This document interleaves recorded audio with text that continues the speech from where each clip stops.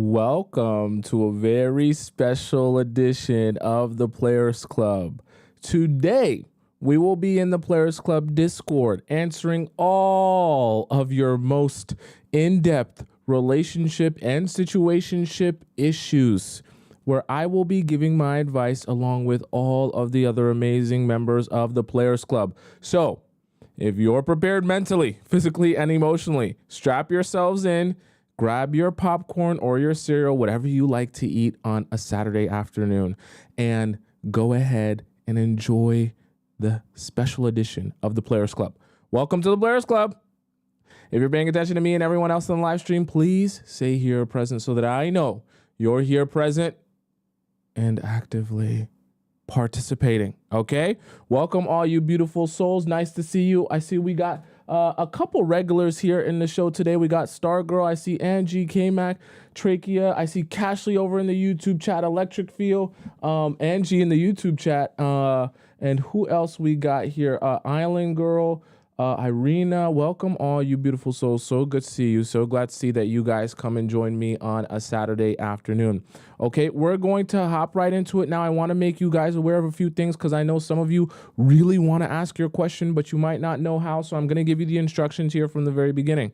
So very simple. We're going to hop into the Discord. Now, in order to ask your question, you have one of two options. You can either hop into the Discord and ask yourself a free relationship advice question. However, in the free relationship advice, I do those questions first come, first serve. And there is like a queue currently of like 100 questions. So you're not going to get your question answered on today's show if you ask it in the free relationship advice section today, unfortunately. If you join me on future shows, you will eventually see your question answered. However, there's a second option for those of you who are watching the show and want your question answered ASAP because you don't want to wait and you can't wait any seconds. You can go over to the premium relationship advice section in the Discord. And when you go over to the premium section, you'll be able to ask your question and I answer those first come, first serve. It's like skipping the line at a theme park. However, in order to join the premium relationship advice section, you must donate to the show. Now, the way that you donate to the show is by heading over to the link I have pinned up at the top here, or the link in my description if you're on YouTube, to where it says donate to the show, or the one that I have pinned up at the top in the live chat. And you go over there and you see where it says premium relationship advice section. You click that button and then you donate to the show. But very important, you must put in your username, like your Discord username, and the title to your question so that I can verify that that's you and that's your question. Okay, very simple. The same thing for those of you who are on TikTok. You go over to the premium relationship donation button. You click it, it'll open up PayPal. All you do is you donate, and in your message when you donate, you put your username and then you put the title of your question. Even if you haven't made the title of your question yet, just assume what the title will be and you can put it there so that I can verify that that's you. Okay, I want to make it very, very simple for you guys to follow today. It should be easy to follow. Now, if anyone else comes in and they ask how they can get their question in, just do a favor for me and help let them know, because when I'm answering these questions, I'm going to be so focused in on the question, it's going to be hard for me to answer. So do them a favor. Now, so that we've gotten that out of the way, let's hop into, actually, let me do this first. Chat, do you know what time it is? Can you tell me in the chat what time it is? I'm not talking about the clock. I'm not talking about your watch. I'm not talking about even the time on your phone. If you're an OG Players Club member, I want you to tell me in the chat exactly what time it is. Okay? Do you know what time it is? Can you tell me what time it is? Here we go now. Do you know what time it is? Can you tell me what time it is? Here we go now. Do you know what time it is? Can you tell me what time it is? Here we go now. Do you know what time it is? Can you tell me what time it is? I want to know in the chat now. Tell me what time is it in the chat now. Tell me what time is it in the chat now. What time is it in the chat now? Tell me what time it is. I want to know what time it is. I want to know what time it is. I want to know. I want to know what time it is. I want to know what time it is. I want to know. I want to know what time it is. I want to know what time it is. I want to know.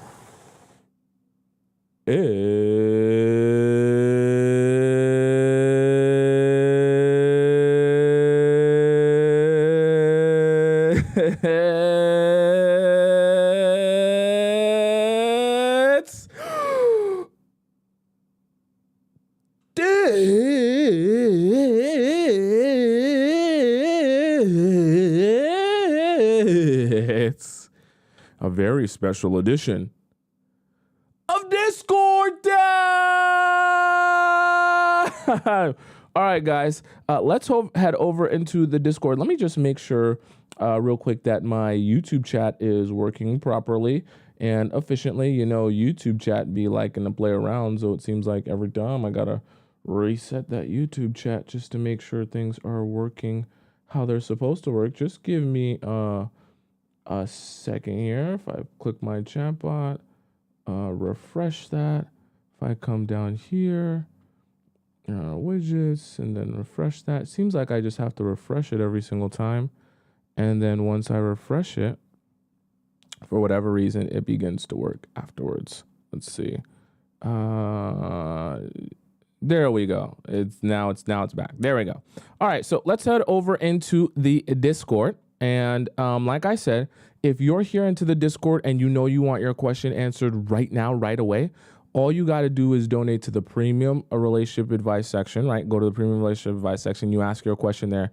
Those I'm going to be also, I just want to make this aware because this is a special edition. Obviously, I know in the process of me asking some questions, some of you are literally going to ask your question while I'm on the show. So periodically, I'm going to be checking back in on premium relationship advice, right? Because I'm going to get a notification on my phone as well. Excuse me, on my phone as well.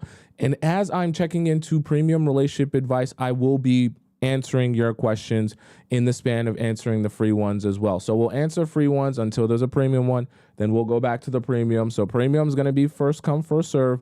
And then the rest are going to be, premium is going to be first in line. You'll be able to skip the line, and all the free ones are going to be first come, first serve, but these are going to be from like weeks and weeks ago, okay? So just making you guys aware of how we're going to do the structure today. So let's start off with one that I missed yesterday. It came from, let me see what the name was that it came from. It was, oh yeah, it was this one. So it was Audrey. So I hope Audrey is here today because she said that she donated, but I missed her question yesterday. So let's see what Audrey's question is today. Audrey asks, what can we say when a guy asks what we're looking for after expressing we are only dating people who are what we are looking for? A lot of people say, I know when I'll see it, but that's a little vague. Actually, Audrey, it is vague, and there's a reason for it being vague. I actually purposely want you to give him an answer that is vague. So when we say things like, I'll know it when I see it, or, I just want a guy who's nice or want a guy who's funny, the purpose of it is to be so vague that the guy really can't get any real information from you telling him that anyways.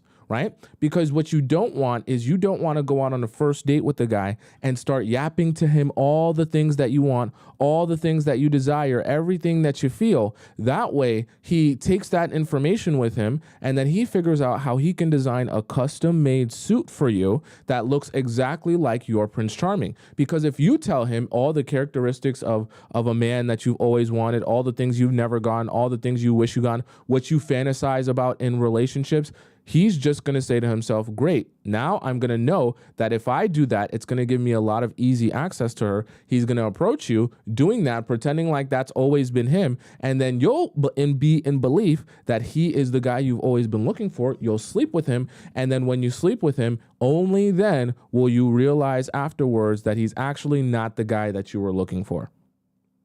The problem is, once you finally realize that, you've already slept with him and wasted the body. So you're kind of at a loss now, okay? You see how that works?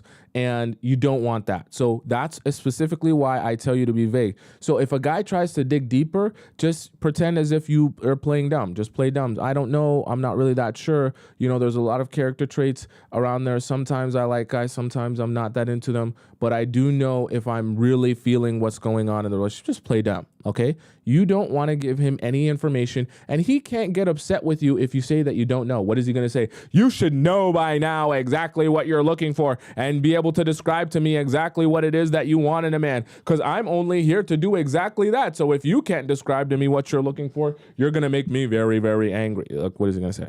Okay. So once you play dumb, you've already won because now he has no information to go off of. Does that make sense?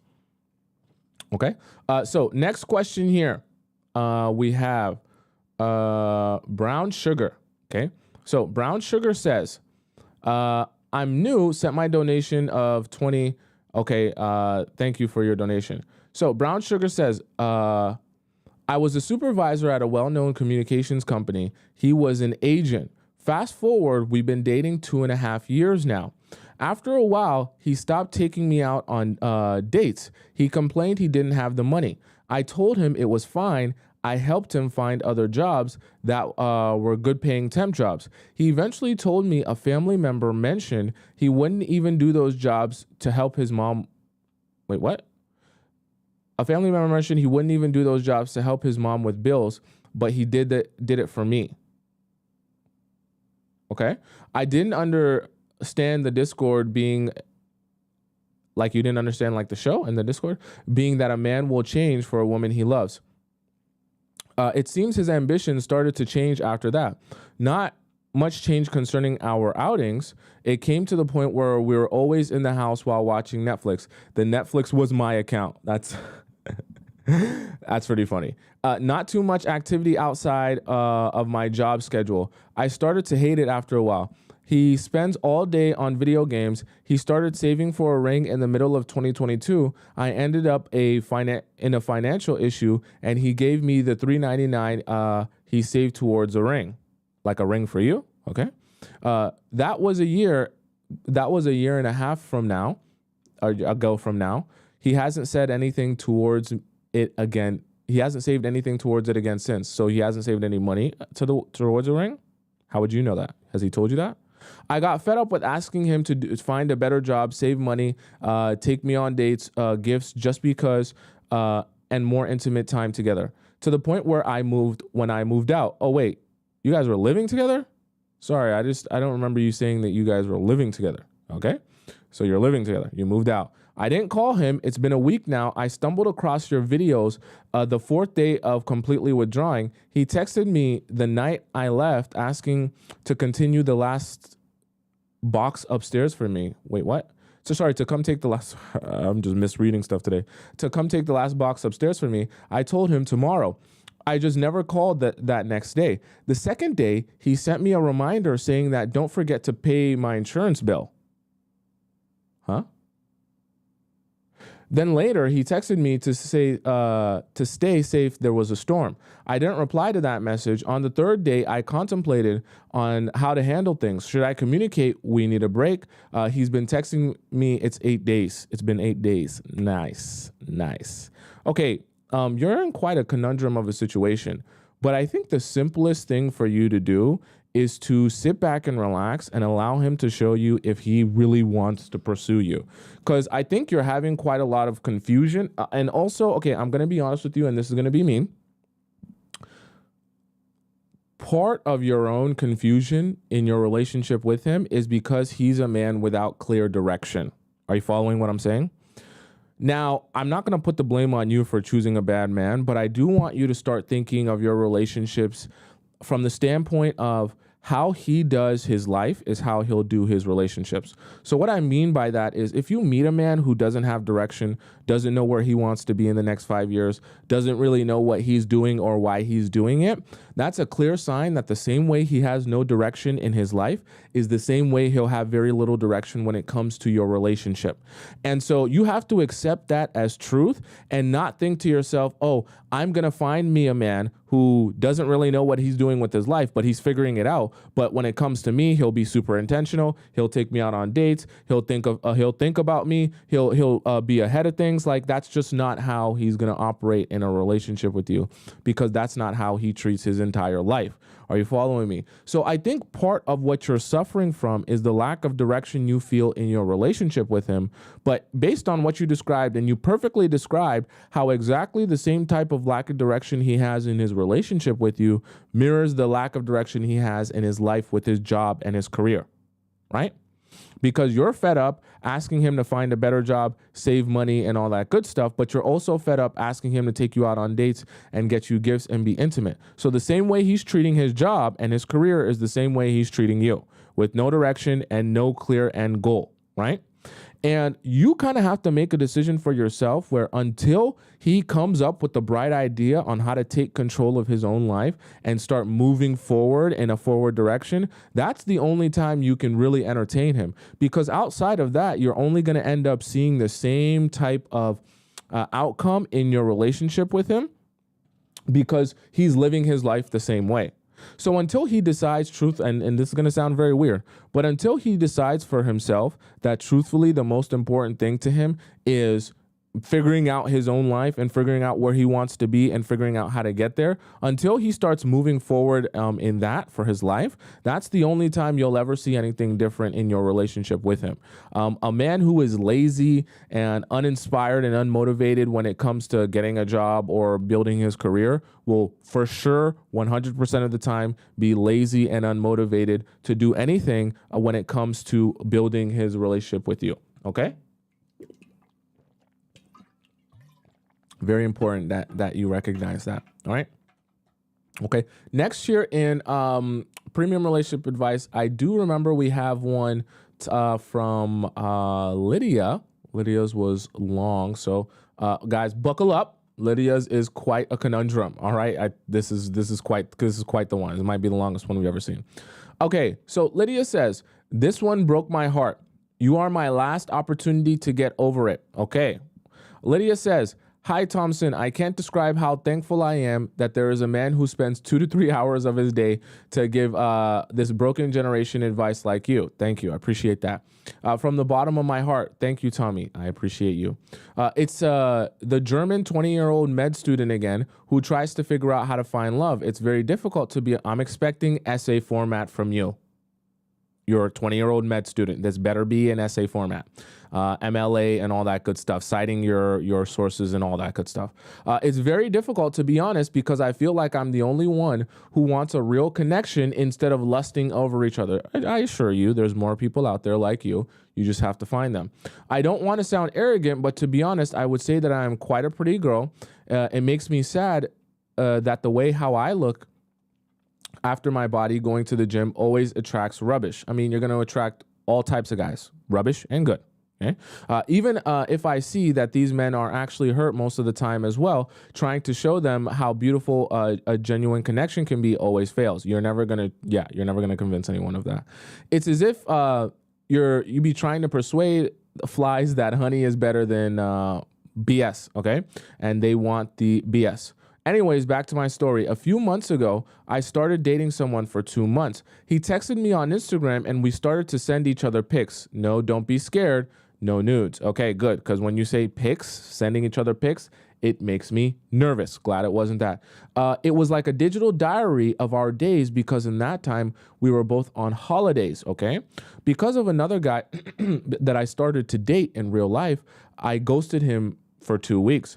So I first ignored his question when I would be back at my hometown. I studied 3 hours away from home. Okay, so this is another case of, why are you building a pen pal relationship? Okay, you study 3 hours away from home. So what? You're 3 hours away from him? Not good. Okay.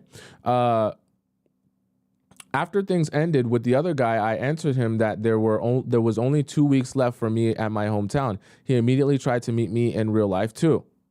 Okay. The first date was fabulous. Good conversations, many questions from him about me and my life. He paid for everything. We spent 7 hours together. Okay. The only 2 things that made me worry was he answered my question, what is your type? with I have to have the feeling that you will be a good mom, okay? And that we accidentally met his ex-girlfriend with her new boyfriend, like while you guys were together. I also found out that they were together for 7 years. I mean, that's not a crime, okay? That definitely means they have history. It's not a crime though. And they were separated for only a year and a half. Okay, so that's something to be worried about, because 7 years of your life put into someone at a year and a half, you may or may not be ready to be in a relationship yet. It may or may not. Could go either way. I know what you're thinking, and I really don't know what I was thinking, that this won't end bad. Okay, so clearly it does. The second date was good as well. 6 to 7 hours again. Wow, a 6 to 7 hour date. I know that you wanted to spend more time with him, but I do advise you to like, and I see that you're in the chat, Lydia. Or Lida, sorry, I think that's how you pronounce your name. How you want to like kind of escalate things over time. You don't want it to be a situation where you're, spending the first 2 dates like 4 or 5 hours together. You understand what I'm saying? And you want it to be like, okay, at one point you can have a date that lasts 6 to 7 hours, but that should be well down the road. Like, you want to give him some time to miss you. I know that you're young, so you don't recognize this, but you really want to avoid building relationships with people where everything is hard and fast at the very beginning. Because when things are really hard and fast at the very beginning, you see how I did this? That's what's going to end up happening when things are hard and fast at the very beginning. And then after that, he's going to disappear, right? So you want to kind of ease yourself into it. Even if he is like, oh, I want to see you more, I want to see you more, give him small doses of him so he can continue wanting to see you more. Instead of spending 6 to 7 hours with you, then by the time he finishes spending that 6 to 7 hours with you, he then says to himself, cool, I enjoyed spending time with you, but I kind of don't need to see you for the rest of the week type of thing. You don't want him to start thinking like that. You want to keep him on the hunt, wanting more of you, okay? But in this time, it was something off. It began with his announcement that he has headaches since 3 weeks ago. So since the time he came back from holidays to Germany, we waited for our food to arrive at the Oriental restaurant. He wanted to go outside and drink his water there. Okay. Outside, he felt a bit dizzy. He said that the dizzy spells weren't something new. Okay. Now, as a med student, I became anxious because I'm the only one who's going to care for him when something bad happens. That's pretty funny. So I stayed by his side and tried to calm him down by saying that the air inside is bad and that this might be the reason. Okay. During eating our food, it happened. Sweat drops over sweat drops along his face, seeping down his neck. He sounds like a Wattpad story. He tried to play it down.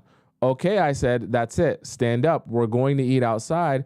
You will explain to me all the details of what's going on right now. Outside, he tried to explain to me that he had a few traumatic experiences, etc. This is getting very strange. He was also in therapy as a kid because of panic attacks and sleepless nights. Why would he be having one right now? I felt bad for him and listened to him.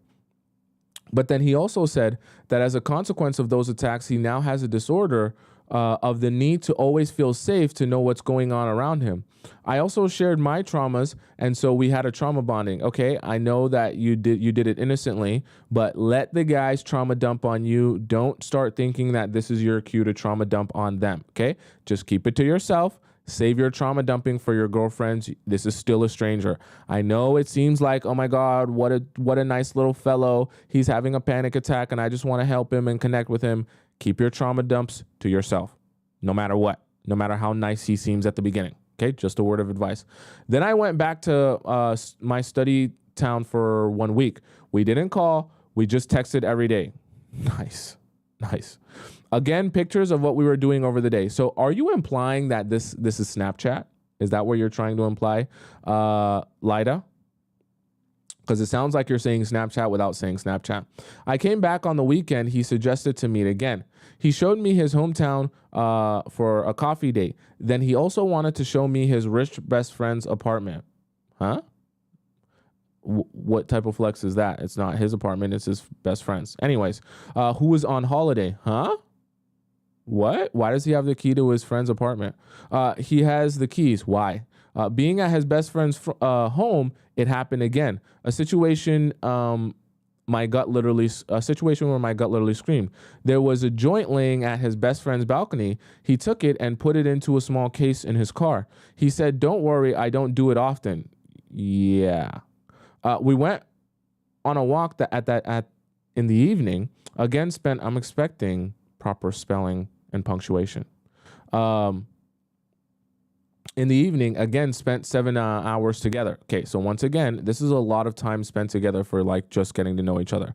I know you're trying to maximize each hangout, but it's better for you to cut things short so that he wants to spend more time with you, okay?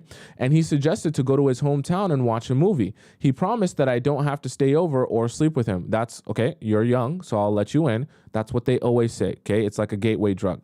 He's never going to sell you on the idea, hey, I want you to come over to my house so that I can penetrate myself inside of you for 90 seconds and jackrabbit myself inside of you for 90 seconds. Then I'm going to send you on your way. He's not going to be able to sell you on that idea. So, of course, he's going to say it's no pressure, no big deal. If you just come over, we'll watch movies, blankets, something cozy. That's the salesman tactic, okay? He just wanted to spend more time with me because he knows that I'll be back to my study town soon. Okay, so then you go back to your study town after a 2-hour date and let him crave the next time he's going to see you, to the point where he says, I'm going to drive to where you go to school just so I can spend more time with you. Okay, keep those men hungry. I agreed. We just watched a movie, cuddled, then he drove me home safely. Okay, so good so far. With him, it was special because it was the first time I decided to be honest with my feelings during the talking stage. Okay, I hate to sound morbid. This is the beginning.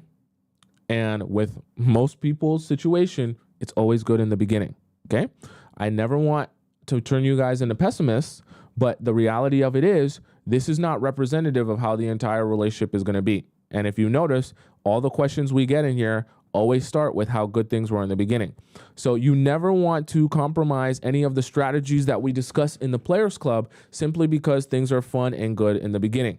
So one of the things that we talk about is, pouring your heart out and trauma dumping to a guy that you don't know, and who is a stranger is never a good idea, no matter how good things are going in the beginning. Okay. With the men before him, I always tried to play things cool and be the easy girl that never creates drama. But he always listened to my worries and overthinking and calmed me down on the phone. For example, when I became anxious because we didn't communicate much for 1 to 2 days, so he used to call me to reassure me that he was just busy or something. Okay, I see. Once again, you're young, on the younger side, so it seems logical that the best way to build a relationship is just pure communication. And communication is good in a relationship. However, certain things, when you communicate them to people that you're just in a talking stage or in the beginning stages with, shows them how much power they have. So what I mean by that is this anxious state that you have whenever you guys don't communicate much, because like you've only been on like a handful of dates, less than 5.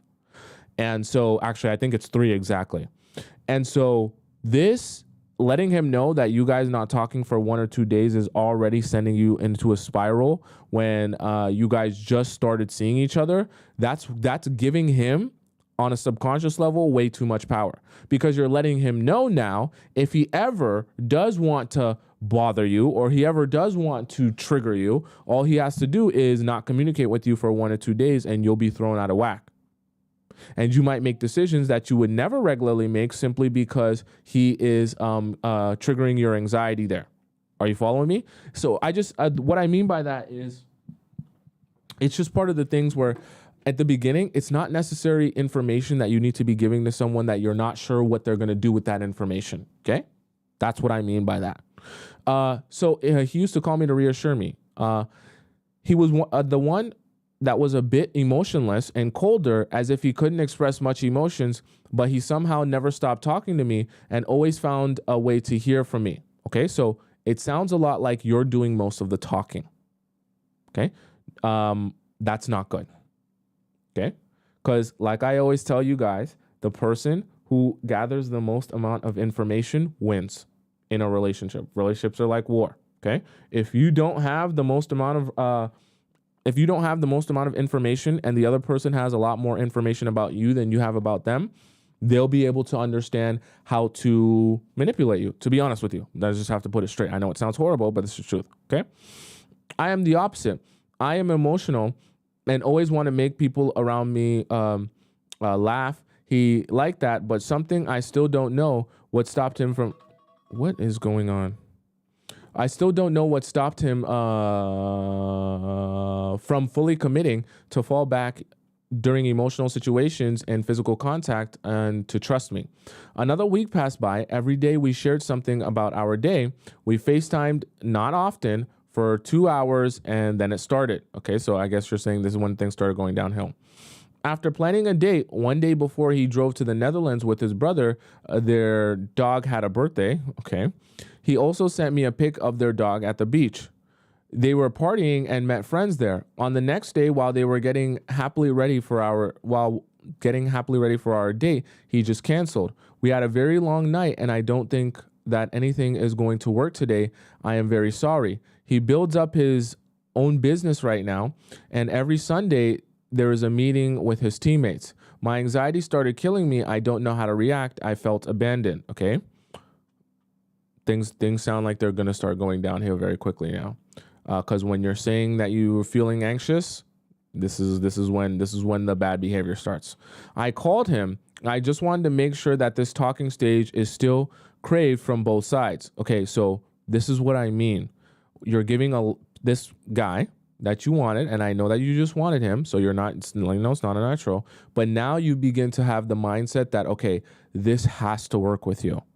And if I feel any sort of sway in your intention, if I feel any sort of sway in your passion or pursuit of me, I'm going to be very thrown out of whack and I'm going to become very anxious and I'm going to start doing crazy things that's actually going to push you away further, which is exactly what it sounds like you're starting to do. Because calling him after, okay, him having things to do in his life that maybe he might have had to cancel is not a crime, okay?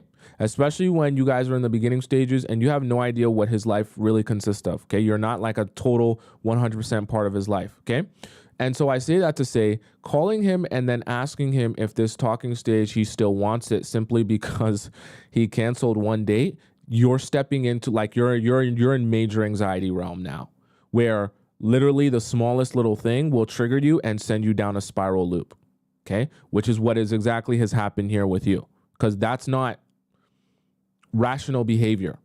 If he cancels on you, that doesn't immediately mean that he doesn't want to be in any sort of relationship with you.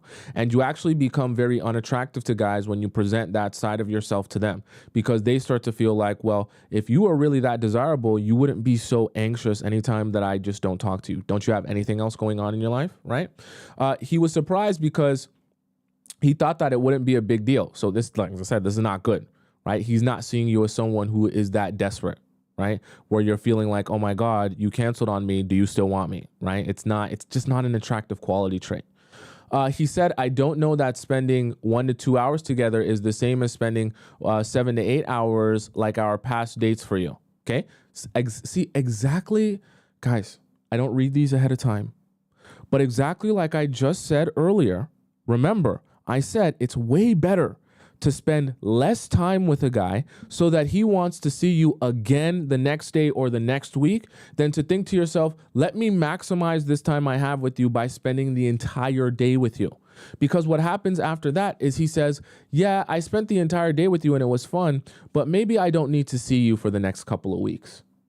Rather than spending 1 to 2 hours with him and letting him say, damn, do you really have to go? Damn, can we hang out again? Damn, okay, maybe let's hang out, in a couple of days. I can free myself up. It's way better to keep him on an ongoing basis where he still wants to see more of you than to do these 7-8 hour long dates. That's insanity.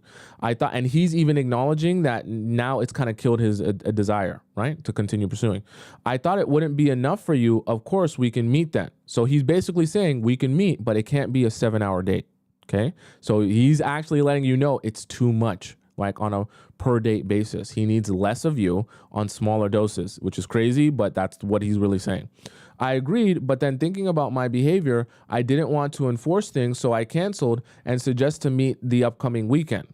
He said, okay, let's have our first sleepover weekend if you want. In that moment, I was happy. Then he tried to organize to meet me that he wants me to stay over the next time. So I said yes. Okay, you're just expressing your emotions, but do you see how now it's becoming like a validation roller coaster where the moment he says that he wants you and wants to spend time with you, you're over the moon, right? And when he doesn't seem like he has time for you or he wants to do something else for himself, you're now down in the dumps. The problem with that is now you're not in control of your emotions or feelings anymore. He's in control of that. So however he feels one day, if he's down one day or he has things to do one day, you're going to be so triggered by that and so offended by that, you're literally not going to be able to focus or do anything else in your life. And if one day he wants to spend time with you, you're going to be over the moon and you're going to actually feel good about yourself. But now, like, someone else is literally in control of how you feel about yourself. That lack of control is going to make you feel like you're going crazy. You understand what I'm saying? And you won't be in a stable mindset. One small thing can trigger you and send you down a spiral loop. Okay. The sleepover date started very strange. My gut was yelling at me to be honest about something. The no texting before the date, the no questions about the time, no plannings. I explained openly that my days here at my hometown are limited and I have to plan exactly my daily routine here. I don't have time to wait for his message when it's going to happen every time. He said, okay, I'll change that. We drank wine, watched a movie again, and cuddled. He didn't try anything. Laying in his bed, we had deep talks again. Suddenly, he asked, can I ask you something? But you don't have to answer if it's too private. Is there a possibility that you haven't had pineapples before? Interesting. I answered yes. He said he's known it since day one. WTF. Maybe it's because I was very cautious and he recognized. He's probably just used to, no offense, but he's used to girls being easier. So he's kind of confused why you're not being so easy. Anyways, I explained the story of the other guy that really just made me feel bad about being a V. He cuddled me and said, no, it's okay. Don't feel bad. Whenever you feel ready for it, just let me know. Tommy, I cried. I really just cried quietly because I felt accepted for who I am from him. We made out, I'm sorry to say, but no pineapples. And then, okay, you say no pineapples and then, so it's not making me feel good, all right? It's 3 a.m. I woke up with a strange feeling. Okay, now you're getting me nervous now. I tried to feel him next to me, but he wasn't there. I thought are we not in his bed at his place? What's going on? The guy wasn't in the bed. I could hear my heart pounding. What's happening here? When I went to his living room, he was laying there awake on his phone. He said, oh, did I wake you up? You're getting me real nervous now. What's going on? I'm so sorry, but my stomach hurts and cramps, so I wanted to be near the toilet. It's nothing special. Next day, I made him tea and let him sleep at his bed while doing uni stuff. He slept for 4 hours. He woke up, cuddled me from behind, and thanked me because he felt better. He drove me home and said that I could come next week from Monday to Wednesday, but he said you told him that. You said that you could come next week from Monday to Wednesday, but he just said cool. While holding my hands, we texted that day. So he's basically saying, yeah, just hold on, girl. I'm not sure if I want to spend that much time with you. Then I didn't hear from him for 2 days. My anxiety again made me feel very sick. I thought, no, please not you as well. After texting him, if he was feeling better, he answered later than usual. 1 to 2 days later again, I shared my feelings honestly, and he tried to text me more that week. My motivation decreased, the tension decreased, and I felt tired of being anxious. Don't worry, now the end comes. So on a random Saturday, I called him to have a small talk. They usually never end up small. First, he didn't pick up, but immediately texted me, I will call you back now. This was the worst call with a man in my whole life. All right, chat, buckle up for this call. Both tried to have small talk, but my anxiety didn't decrease hearing that from him. Now it gets worse after asking him, should I come home this weekend or on the week, this week or on the weekend? He answered, for me? I said, not only for you, but maybe we could get together again. He said, sure, of course. So what has just happened, if you're unaware, and if the chat is unaware, you have just become the man. Congratulations, Lida. You just became a man. You made a whole transformation here.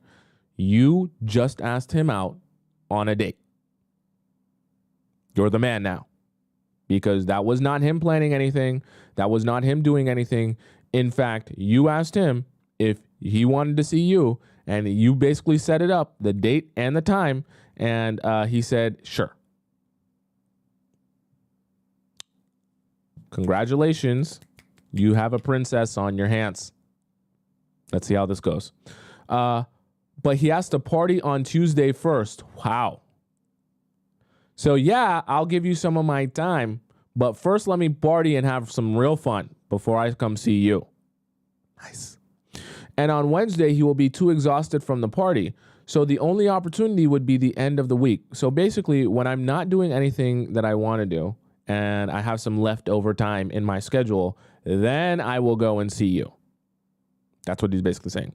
Again, waiting 2 weeks to meet him. No. I texted that I forgot about something, so he called me right after. Okay, first of all, I'm very thankful that I can call you no matter what time and what issues I have. I like you, but the conversation we had a few minutes ago made me feel very insecure about where this is going. I feel like you said, I feel like you are not that excited to meet me like in the beginning, and if this is true, you can be honest with me.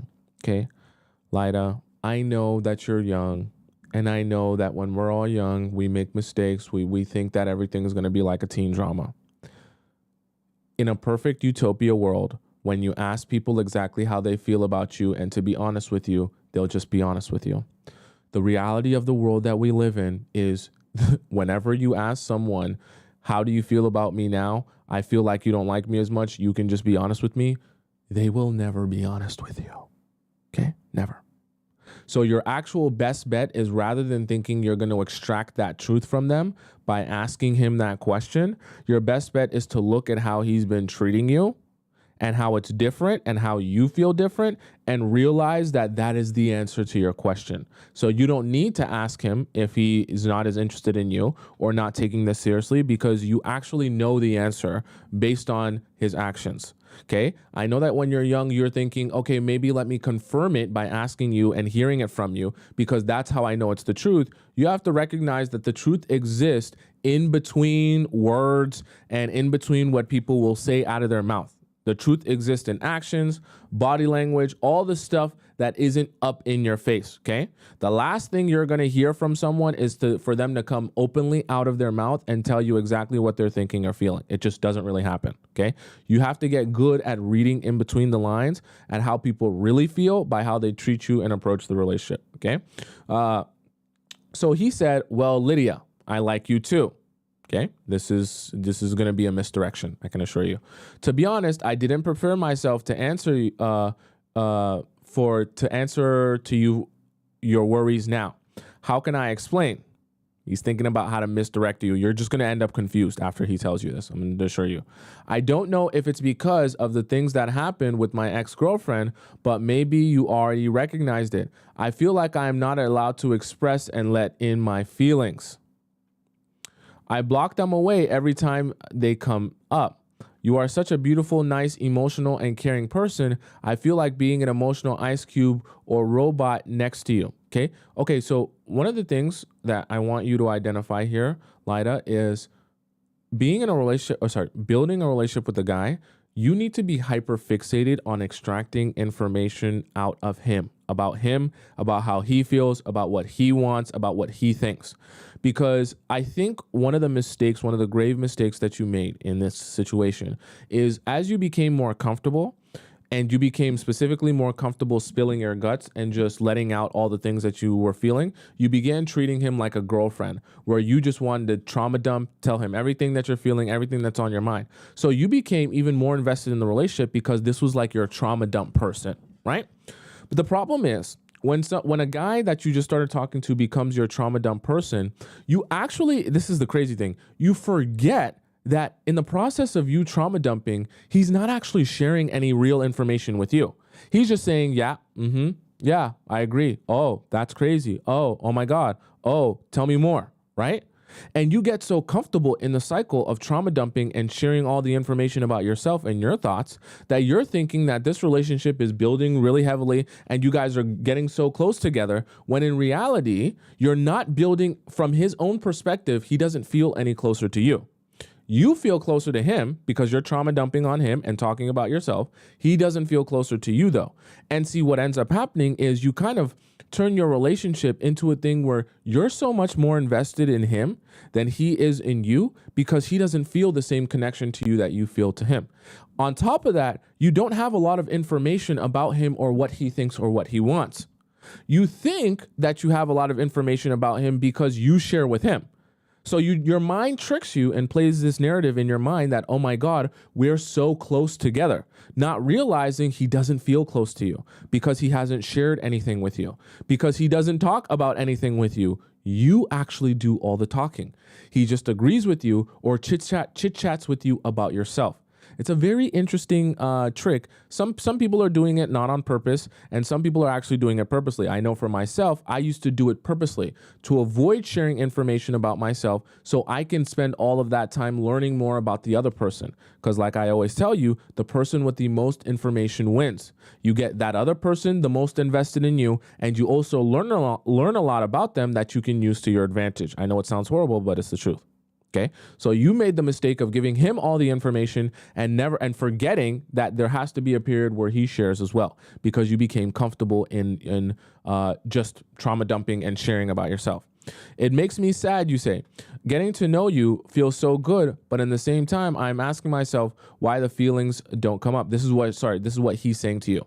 You are exactly the type of person I would want to spend my future with, a doctor, a caring person, but something in me just holds me back. So you can only imagine right now, he's actually sharing with you all the things that he's been thinking since the beginning of the relationship.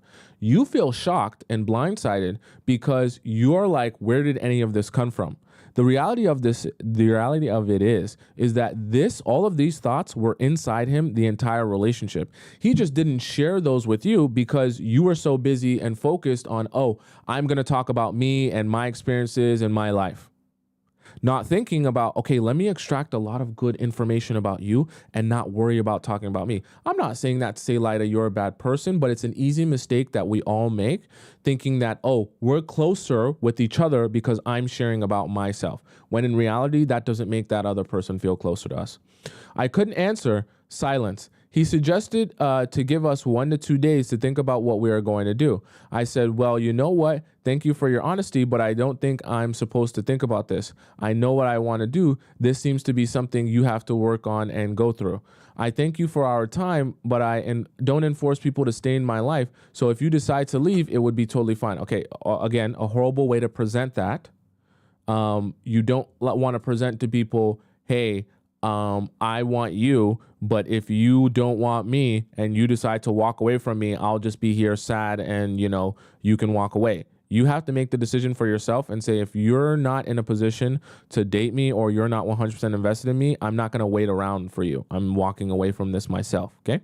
If you decide to come back one day, so again, horrible way to present that. And I'm still available at that time, we can try again, maybe. Again, horrible way to present that, as if what, you're gonna watch paint dry until he's ready. Don't make it seem like that. Now that's literally how you take away a sense of urgency from a man. Now I arrived at my university, so I have to hang up. Have a good day. 5 days later, he sent me a huge text where he literally said the same thing as on the phone. He just added that this might distract him from his business plans and he doesn't have the capacity. So basically, no, it's a no. Like he's not ready to be in a relationship with you. And you know what, Tomisin? I study medicine and managed to drive home 4 hours every weekend to meet him, just to hear now that I would distract him. I felt shattered. I didn't respond to his text where he also suggests to meet again to talk about everything and that there will be another better time for us to start over again, maybe. Unnecessary to meet again. He's already made it clear to you how he feels. What's the purpose to continue stringing this along? And especially, I didn't even realize that. And you mentioned that, and I'm glad you mentioned that. You're the one driving 4 hours to see him every time you go see him. He has a whole job and a whole business. You're telling me he don't have enough money to drive to come see you? I get that that's your hometown you're going back to, but there's no reason why in the span of you guys talking together, he couldn't have drove to see you. Just part of the things that you have to be, you have to give guys the space to show you if they're truly interested in you and invested in you, or if you've been doing the work for him. A lot of times you end up doing the work for women, you guys end up doing the work for him and not realizing that he doesn't really have that much interest in you. Okay. Suggested to meet again and talk about everything. Yeah, that's pointless. 1 to 2 months later, I removed him from my social media. That's it. Why do you waste 2 months of your life trying to keep the contact over distance when you have the opportunity to date someone in your hometown for casual hookups? Why didn't you stop dating me when you recognized that you aren't able to reciprocate things? Of course, I mean, the simple answer is he wanted access to your Squirtle. And probably when he realized you're a virgin, that was part of the thing that became disappointing to him, is that he realized that this whole idea of keeping you around just to kind of mess around with you and waste some time was a little bit pointless because he wasn't going to extract, pineapples from you. So that's probably what a little bit of that disappointment was, where you felt that little weird change of energy at that time, because he realized that using you as kind of like a rebound, a transition period with someone he can just have fun with until he's ready to date again, it wasn't going to be like that because you were only here to date. So he's kind of like, damn, I'm not going to get anything from a virgin, so this is kind of pointless, right? That's probably what happened in his mind. Did I do something wrong? No. Your mistake was trauma dumping and making the whole relationship about you, and not getting information from him about him.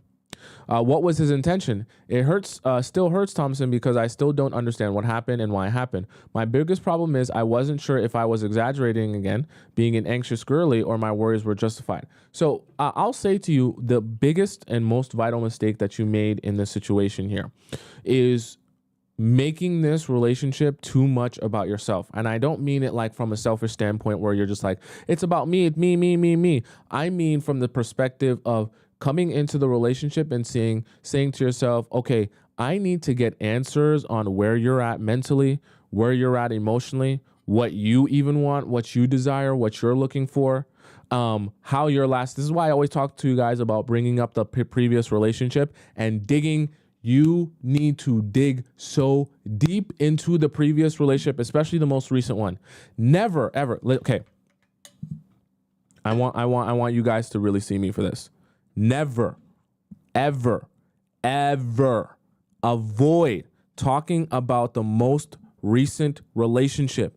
It will give you a lot of context about who he is, how he feels, what he thinks, if he's even emotionally available or not. Okay? I know some of you in your mind are thinking to yourself, I don't want to spend this time talking about another girl. I don't want to imagine in my mind that he was sleeping with another girl or in love with another girl. It doesn't make me feel good. Damn, what makes you feel good? What will actually benefit you is having that information so you know what transpired in his last relationship, why it ended, and where it stands now. Because majority of you only end up being confused because down the line, you're like, wait, well, you still have love for your ex? Why didn't you tell me? You were supposed to extract that information. Oh, wait, you still have you're not really ready to date and you're not in the headspace to build another relationship? Why didn't you let me know that? You were supposed to extract that information. Like I say, when you're on the younger side and you're newer to this, you think that, life is a utopia and everyone in your life is going to come to you and share with you openly all the information about themselves and tell you exactly what they feel and what their intentions are. In the real world, and when you become an adult and as you join the Players Club, you'll realize that's not how the world works. And in order for you to get the truth out of people, you have to do the job of strategically extracting that information from them. So as soon as you hop into your new talking stage or your new dating stage, the very first thing you must be thinking about is extracting all of the relevant information that will be keys to letting you know if this person is in a headspace to even be dating, if this person is still in love with their most recent ex, if this person still has unfinished business in their past relationship, right? It'll also clue you into patterns that they have faced in their relationships that could be presenting themselves in their relationship with you. Okay. The reason I wanted to address that is because I want all of you to recognize that and why that's a problem. Don't go into your talking stages or these initial dating cycles thinking to yourself, this is about me and my pleasure and my ability to feel good about myself by being validated and having you compliment me and telling me how much you want to be with me. Do not waste your time and hurt yourself in the long run by thinking that avoiding talking about his previous relationship will make it so that it just doesn't exist. Because a lot of you will end up shocked in the future when you're like, wait, this whole time you weren't ready to be in a relationship? Why didn't you tell me? Wait, this whole time you literally were still in love with your ex? Why didn't you tell me? Wait, this whole time you weren't even feeling me because you are not even in a place to love anyone new? Why didn't you tell me? I don't want you to be in that position. But the only way you avoid being in that position, and this also applies to you, Lida, that the only way you avoid being in that position is by clarifying and extracting that information from him at the very beginning and throughout the entire relationship. This isn't about you sharing you. Don't trauma dump on him, trauma dump on your girlfriends. Extract information from him so you can better understand his mindset and what he's looking for and how he's approaching this relationship. Okay. Our RBN says, how can you do this without it sounding like an interview? I actually have a show and a couple shows on how to ask good questions, but also how to enchant a man. Because what you're trying to do is you're trying to ask him these questions while enchanting him and making him feel like you're so curious, not because you want to know these deepest, darkest secrets and get this information for your notebook, but because you find him so fascinating. So I'll give you the short answer to that. You go to him and you go out on these dates, you need to bring the type of energy and mindset that the reason I'm asking you so many questions is because, oh my God, you're so fascinating. Your job, I've never met anyone that's had a job like that. Can you tell me about how do you balance relationships with such a busy job? You're building a business? Oh my God, I can only imagine what it's like and how much effort it takes to build a business. Can you explain to me what was it like building a business, but also being in your last relationship? Oh my God. And even when he's telling you, to be honest with you, we never were really able to speak and I neglected a lot of our parts of our relationship. You don't react negatively. You say, oh, wow. That's fascinating. So how do you think that kind of affected you and your mind? You don't judge. You just make it seem like, wow, every piece of information you're giving me is fascinating. What ends up happening is he starts to feel positive emotions because when he's telling you about his life, you're not judging him, but you also seem more interested in knowing more about him. So what does it make him do? It makes him share more with you. Right? And the more he shares of you, the more information you have. You just don't need to use your body language and your facial expressions and your energy to show him that the information you're getting might be negative or positive. You give him a neutral response and you always show interest in the more he shares information to you. Right? You make it seem as if I find you so fascinating, regardless of what the information is. I love hearing you talk about you. Okay? That's the best way to get people talking, where they forget that they're spilling their guts and they get so comfortable sharing everything about their lives with you that they don't realize they've given you all the keys, all of the keys. Does that make sense? Right? Someone says the mere fact that I'm listening to you right now is turning him very nice as a sudden. Okay. I appreciate that. I appreciate that. Right. Says the more he feels comfortable, the more he will share with you. never share anything about you. It's true. It's true. And the thing about it is you're thinking in your mind, oh my God, but he's going to realize that I'm not sharing anything about myself while we're having this conversation, right? And this applies to Lydia, but this also applies to Lida, but also applies to all of you, right? You're going to be thinking that, hey, the guys are going to realize that, hey, I'm not sharing, and they're going to get suspicious, and they're going to start asking me questions. The truth of the matter is, when you're doing this correctly, people never realize. They never realize.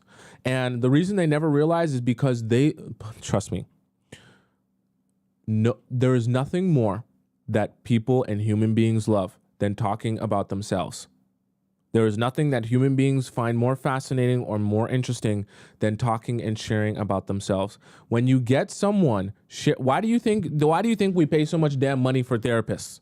Because where else on this earth do you get to just sit down on a couch and make the entire 3-hour conversation just about me and what I want and what I think? We don't focus on you. We don't focus on your life. We don't focus on anything you care about or that's important to you. This is all about me. We actually value that service of being able to make a situation all about me so much that we pay for it. We don't pay people for a conversation where you share with you about yourself to me. We pay for a conversation where I can talk to you about everything I feel and I think, and you help me talk more about me and figure out me. So think about how valuable you become and how interesting you become to other people when you can be that for them, right? But it also benefits you because think about how much information you can extract from them when they're in that state. It's like putting people in a trance. Are you following me? Right? So very important. Right? The same way I gave this advice to Lida is the same type of advice I want you to all heed to. Do not make your relationships and talking stages about sharing and trauma dumping on this man. You will only put yourself in a situation where going down the line, you're confused on why he feels this way. When the reality of it is he's always felt this way. He's just never communicated that to you until now. Okay, so I think that was the biggest mistake for you, Lida, if you're still listening here. And the thing that you need to adjust is that for the future. But I think other than that, there's everything else is outside of your control in terms of him not being ready to date and all that good stuff. It's just now that you know that, at least you have a clear answer. And the rest of your life should be focused on moving forward and paying attention to yourself and not paying attention to him and what's going on to him until he comes to you ready and saying that he's actually ready to emotionally date and stuff like that again. Then you can say, okay, I'm not driving to you though. I'm not driving no 4 hours to see you, so you can come see me if you're really that serious. But if he never does that, then he was never that serious about it. Okay. Next here we have someone who just sent in one. Oh, sorry, it was Brown Sugar. Brown Sugar said that you didn't finish your complete your story here. Okay. So I guess there's more to your story. Okay. Okay. Wow. Thanks for all you're doing. So this is the more to your story. Fast forward the thing now after. Okay. So this is after the first half, right? Because you said you stopped. Okay, I was a supervisor at a well-known communication company. He was an agent. He, excluding a 6-month engagement to that man, he spoiled me and my kids. My fiance's name. Wait, what? I had been single for 5 years prior, excluding a 6-month engagement to a man that spoiled me and my kids. My fiance's name was Henry, and he proposed to me after a month of dating. No pineapples. Okay. He was also very financially intelligent. We broke up and he tried to rekindle. I didn't because of the level of hurt with our breakup. I stopped all pineapple contact within the 5 years. Due to a treacherous relationship with the narcissist prior to the engagement, my children's father, I had seen the agent around the office and he always complimented me. Him and his friend would give me so much respect, going out of their way to see if I needed any help in the office. Okay. Fast forward, me and Jerry, the agent, had been boyfriend and girlfriend for 2.5 years now. He was so nice and kissed the ground that I walk on in the beginning, like we always say, in the beginning. So I decided to give him a chance. Even though he wasn't exactly my type physically, he isn't ugly, and I still do have a strong attraction to him. To be straightforward, I just had better looking guys hitting on me according to society standards. Well, don't say that. According to society standards or according to your standards, okay? Just be honest. You know, very tall, athletic, dark, and handsome, described my exes. However, I'm a believer in not being superficial and figured that I'll give him a chance. He was my height, 5'9", maybe an inch taller. Now, now his friend, who gets more women's attention, pursued me at first, but I declined his advances because he seemed like a player. On top of that, Jerry's sense of humor had me consistently laughing. Okay, so I just want to address something that I always like to make you guys aware of. I don't ever advise you guys to be dating people in the workplace. Okay. It just never ends well. Okay. I get that you guys are meeting the most people in the workplace, but it usually just ends up in a very awkward situation dating someone in the workplace. But let's go on. You said to call you Alicia, so I'll call you Alicia. All right. Now, after I gave Jerry a chance, we went on a few dates and he was late, but I don't know if that was a test because he was late to work also. So like how he does his life is how he'll do your relationship. After a month, he asked me to be his girl. 2 weeks prior, he said he didn't. He said he wanted to date exclusive, and I asked, "Do you mean boyfriend and girlfriend?" He said no because he just got out of a relationship. Furthermore, he is working on himself. I agreed it was okay, but expressed that I felt that's disrespectful. Okay. Most guys I meet are asking to be in a relationship with me. I believe this was an ego trip on my part, along with my emotions on why I started to start something with me in the first place. Okay. I continued to date him since my feelings were already growing for him. I think he's seen so many guys pursue me when we went on dates that it pushed him to make it official. After a month, on New Year's, he took me out and asked me to be his girlfriend. In the beginning, he would treat me to my nails sometimes and dates. Even though I made more money than him, I really appreciated that I was committed to be his supporter and help him grow. I had a nice condo, a nice car, and 2 wonderful children. My money was spent on my obligations. Later, I noticed my performance at work dwindled. Jerry wanted to be with me every day. We would sit and talk until dawn, then be late for work. Okay, so this is very not good. We both eventually got fired. Wow. Okay, this is very not good. I look back in disbelief on my lack of setting more boundaries with my time. That is very true. Because why on earth are you literally missing work or late to work because you're hanging out with him like you're a teenager? Okay, that's what teenagers do. They skip class and they make out in the bathroom or in the parking lot, and they miss class and they get bad grades. You're an adult. Okay, so this is part of the thing where part of the reason that we have this show is because I want you guys to get out of this Disney princess mind frame and fantasy where you think that the love of your life is meant to be like a teen drama. Okay?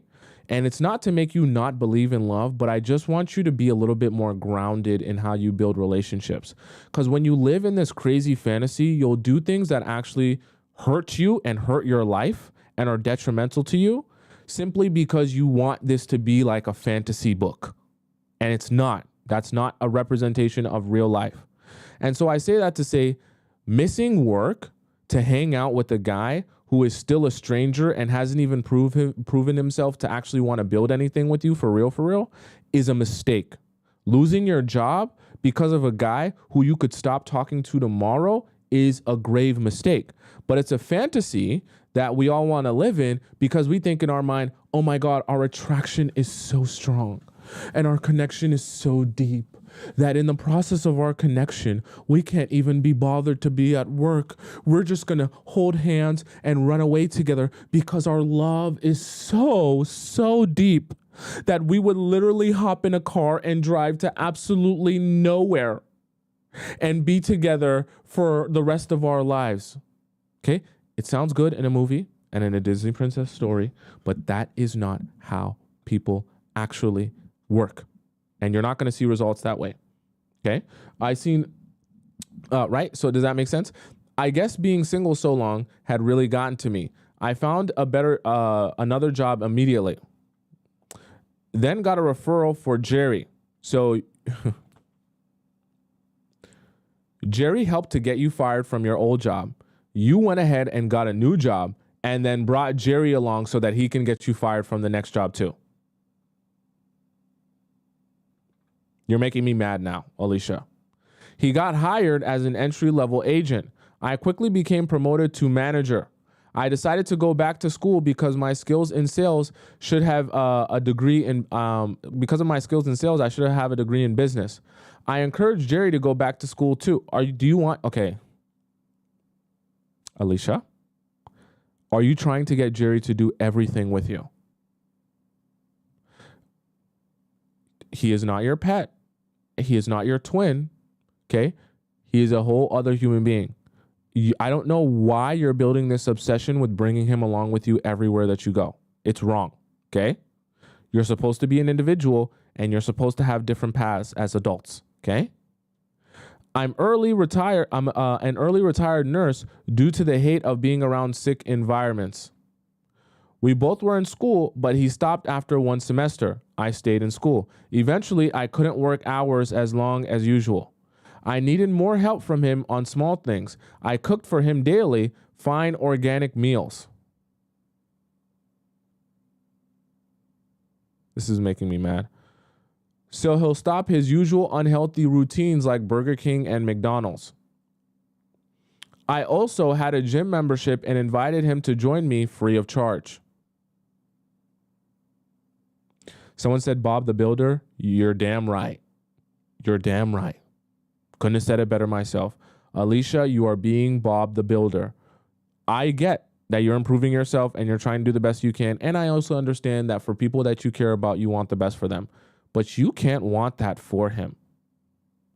And you're literally bending over backwards and forwards to try to make him a better man. But you should just be with a better man, not be with a worse man and try and improve him. This ain't build a man. He'll come over for dinner almost every night. What is he doing for you? What is he doing for you? I enjoyed cooking for people and my children. Okay, what is he doing for you? I don't want you to only think selfishly, but like I also don't want you to overextend yourself for someone who hasn't even shown you commitment is free. I haven't heard you say that okay, like now he actually wants us to be, okay, sorry, you said he asked you to be his girlfriend, but you guys are also adults. So what other than commitment, what else is he showing you? How is he showing his commitment to you?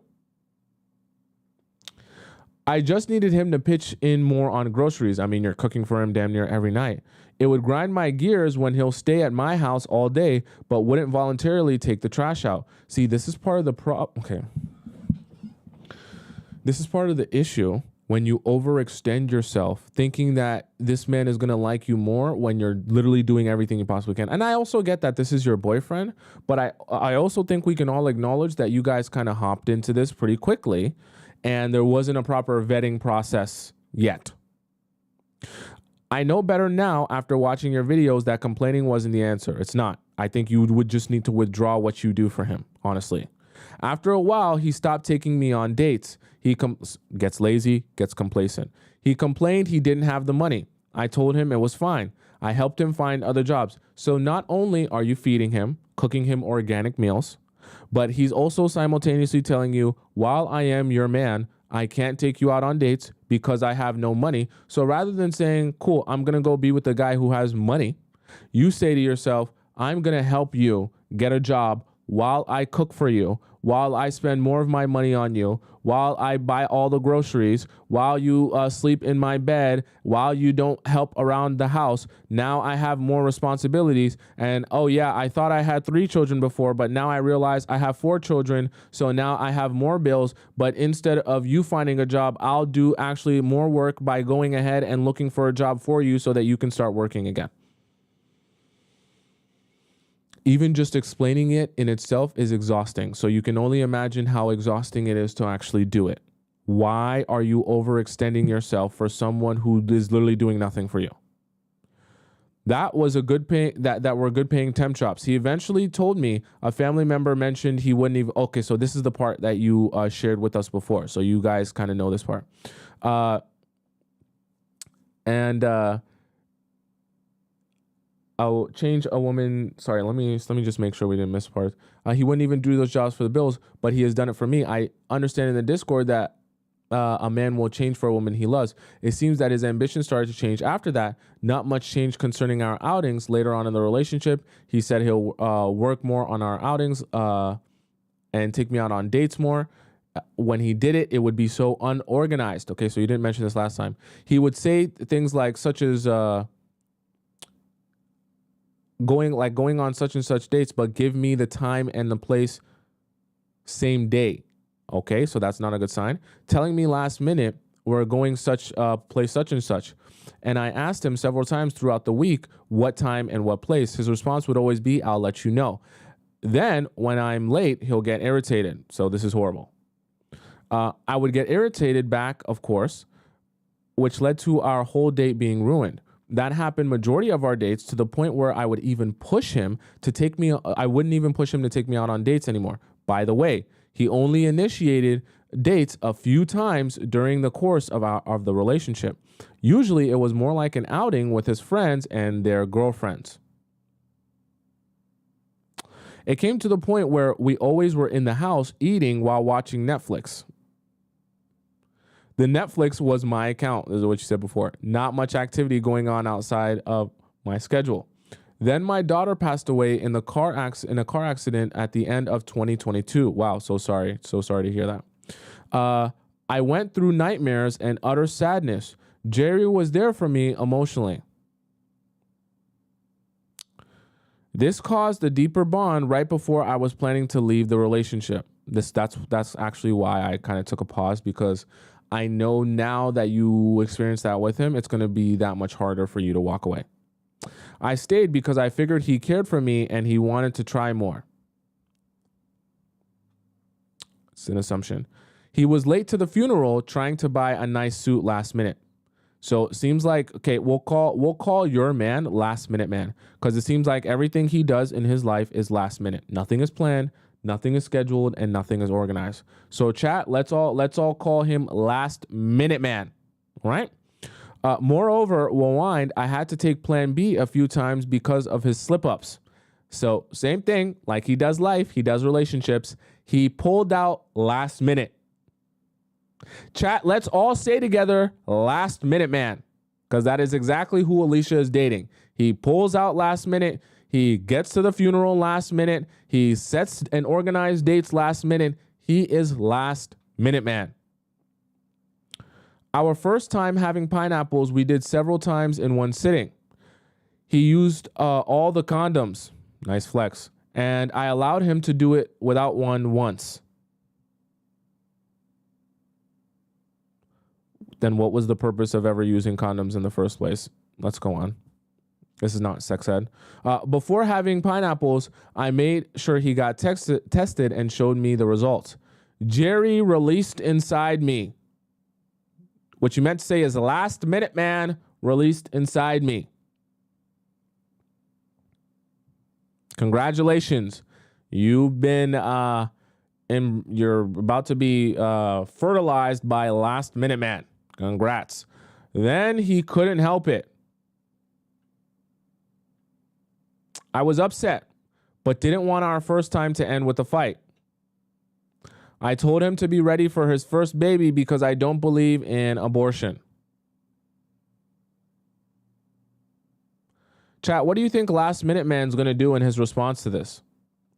He replied, that's fine. He'll take care of his responsibilities. Inside, I didn't think he was ready, and I wanted to go with my fitness and career. I mentioned to him that we need to get plan B. I stressed the fact that he needed to be careful next time. Taking plan Bs aren't ideal, but after taking it, I felt relieved. 9 months into the relationship, we had discussed marriage. A year and a half into the relationship, I seriously mentioned it. Sorry. No. You discussed marriage. Don't say we when you brought it up. Okay? Okay? Because saying that you seriously mentioned it does not sound like a we thing. He said he needs to work on our relationship more. Guys, I told you I don't read this ahead of times, but I'm not an idiot. When you say things like I seriously mentioned it, I know. You're saying we, but you meant I seriously discussed marriage, not we. Okay? He said we need to work on our relationship more. I agreed because the arguments were more frequent. I felt he would put his teenage girl cousin as a priority over me and would take her out to the movies. Please don't let this get weird. For the sake of my sanity, please don't let this get weird, because what you just said sounds weird, and I don't want this to get any weirder. Okay? When you start saying teenage cousin, take her to the movies, it's getting strange. It's getting weird. This first became an issue. Oh, okay. So this is going to continue getting weird. I thought that was just going to be a side note. Okay, let me emotionally prepare myself. I haven't read this. 8 months into our relationship, this first became an issue. Even though I had expressed we don't go out on dates enough. So essentially, he's taking out his teenage cousin and not taking you out. I'm concerned now. I gave him leeway about the frequency of our dates, mainly because he didn't have a lot of money. Pretty strange that he doesn't have money except for when he's taking his teenage cousin out. I asked him to just have dates at least once a month. He told me I should take him on dates also sometimes.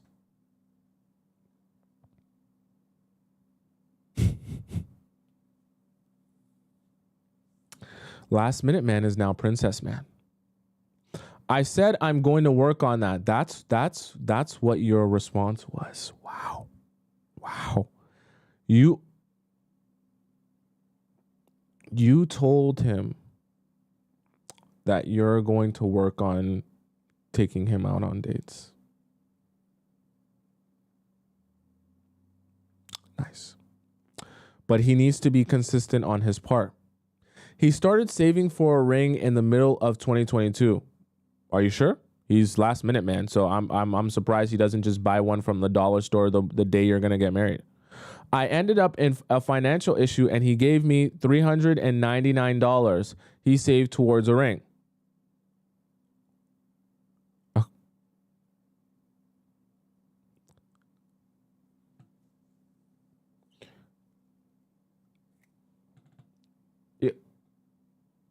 I don't want to diss anyone's financial situation, but I'm pretty sure that there are promise rings that cost more than $399. He's been saving up for this ring since 2022, the middle of 2022, and he's only saved $399. I don't want to make fun of anyone. I don't want to laugh in anyone's face, and I don't want to embarrass or shame anyone.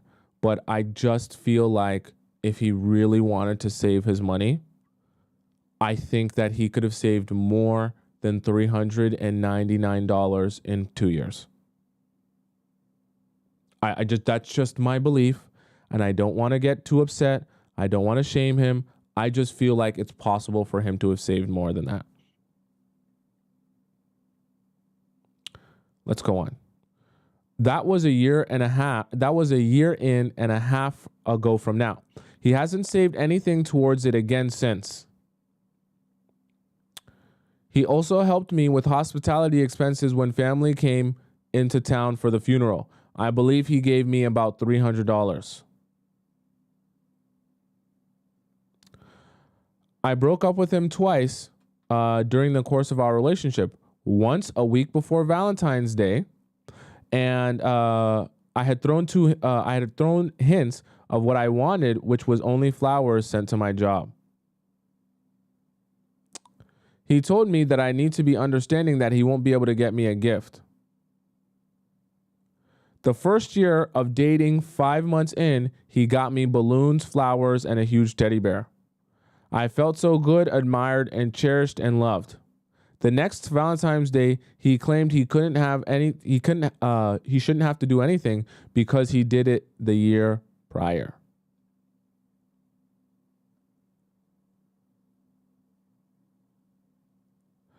I felt that was a slap in the face because I was much more invested and deserved more. I threw a huge B-Day party with his family and friends that past summer. I paid all the expenses for it. I wanted to see him, and I wanted him to see that I appreciate him, and I don't mind spending on him also. Alicia, you're a sugar mama. You just don't realize it yet. Months later, I started to withdraw again. My mistake for going to bars or lounges to escape the stress of our relationship and my daughter's passing away. Looking back, group therapy or a new hobby would have made me happier. I noticed him withdrawing from me. He would play video games online for hours. Remember when I said that he could have probably saved more than $3.99? Imagine what he could have done with his time if he was spending it getting... Okay. Sorry, I'm just going to go on a bit of a rant here, okay, because this really bothers me. So just bear with me, okay? Guys, bear with me. I'm just going to go on a little bit, just a tiny bit of a rant. I will never, ever be able to understand how broke men with no financial situation that are in debt and don't have a job and don't have money to do anything. I cannot fathom how they can sit down in front of a video game and start playing video games knowing that they have so much left to work on. If you ever find yourself with that type of man that literally has financial issues that need to be addressed and solved, and he actually, to me, you have to be a psychopath. And he actually has the ability to stay sane and play video games that are making him $0 and 0 cents while he actively has financial situations that need to be addressed. Please, I advise you, please run as fast. You better be Sha'Carri Richardson. I want you to run as fast as you possibly can away from that type of man. Please run as fast as you can. This is not meant to diss all men, but I cannot stand. I cannot even put myself in the mind frame how you can be in debt financially or not, just in a really bad financial situation. You need a better job. You need a better career. How can you possibly even feel good enough to sit down in front of a video game that is wasting your life away? If you're rich and you have nothing to worry about, perfectly fine, right? I don't play video games, but whatever. But if you're able to actually put that aside and sit down, please, if you have that type of man or you're talking to that type of man, run very, very fast, very, very far away. Okay? I had to rant about that because this type of stuff pees me off. He has a whole situation that he needs to address. He should be thinking, he should be on Indeed and LinkedIn all day. And he's playing video games instead of looking for, I need to skip this. I need to go on because I'll just get too upset. Talking to guys, laughing, joking while I was watching videos on my phone, especially because we had to move in together after my daughter passed away. My skin's just itching. I can't stand this anymore. The place we lived in brought me so much sadness. I moved in with him while looking for a place. I withdrew also going to work events. Okay, so you kind of put yourself in a really weird situation because in the process of you trying to withdraw, you're now living with him. So this is making it way harder to withdraw. I also just got a new promotion. He barely congratulated me on the elevation. Why would he? Think about it. The better you do in your life, the worse it makes him feel about himself.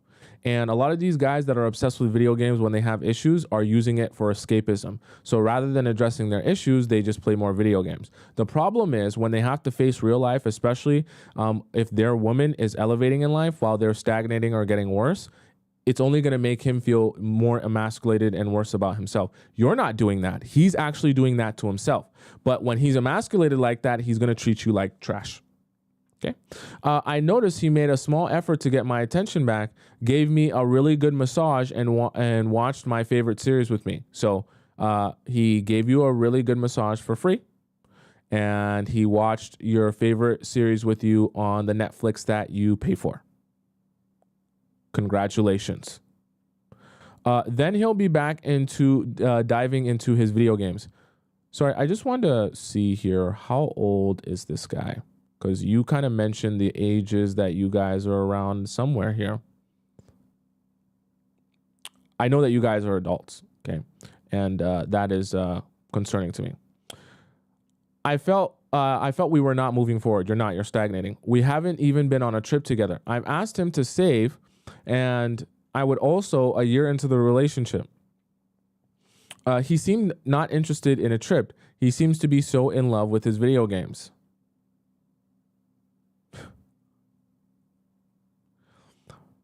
My mistake looking back was the lack of working on my own hobbies. On my free time was all about him. Unless I was with my children, I realize now that could have diminished my value to him. Yes, but also you're not okay. Your first mistake was was investing yourself in the wrong type of man, a man with no direction. That's actually the very first mistake that you made. Once you invest yourself into a man with no direction, everything goes downhill and nothing's going to work how it's supposed to work. I found a nice condo for myself. I happily moved out of his place with family. I was sort of hurt by the lack of consistency and lack of effort. I just haven't called him since being in my place. Important to know, he stopped going to church with me. Seems to not want to do anything but stay in the house. I got fed up with asking him to find a better job, save money, and take me out on dates and gifts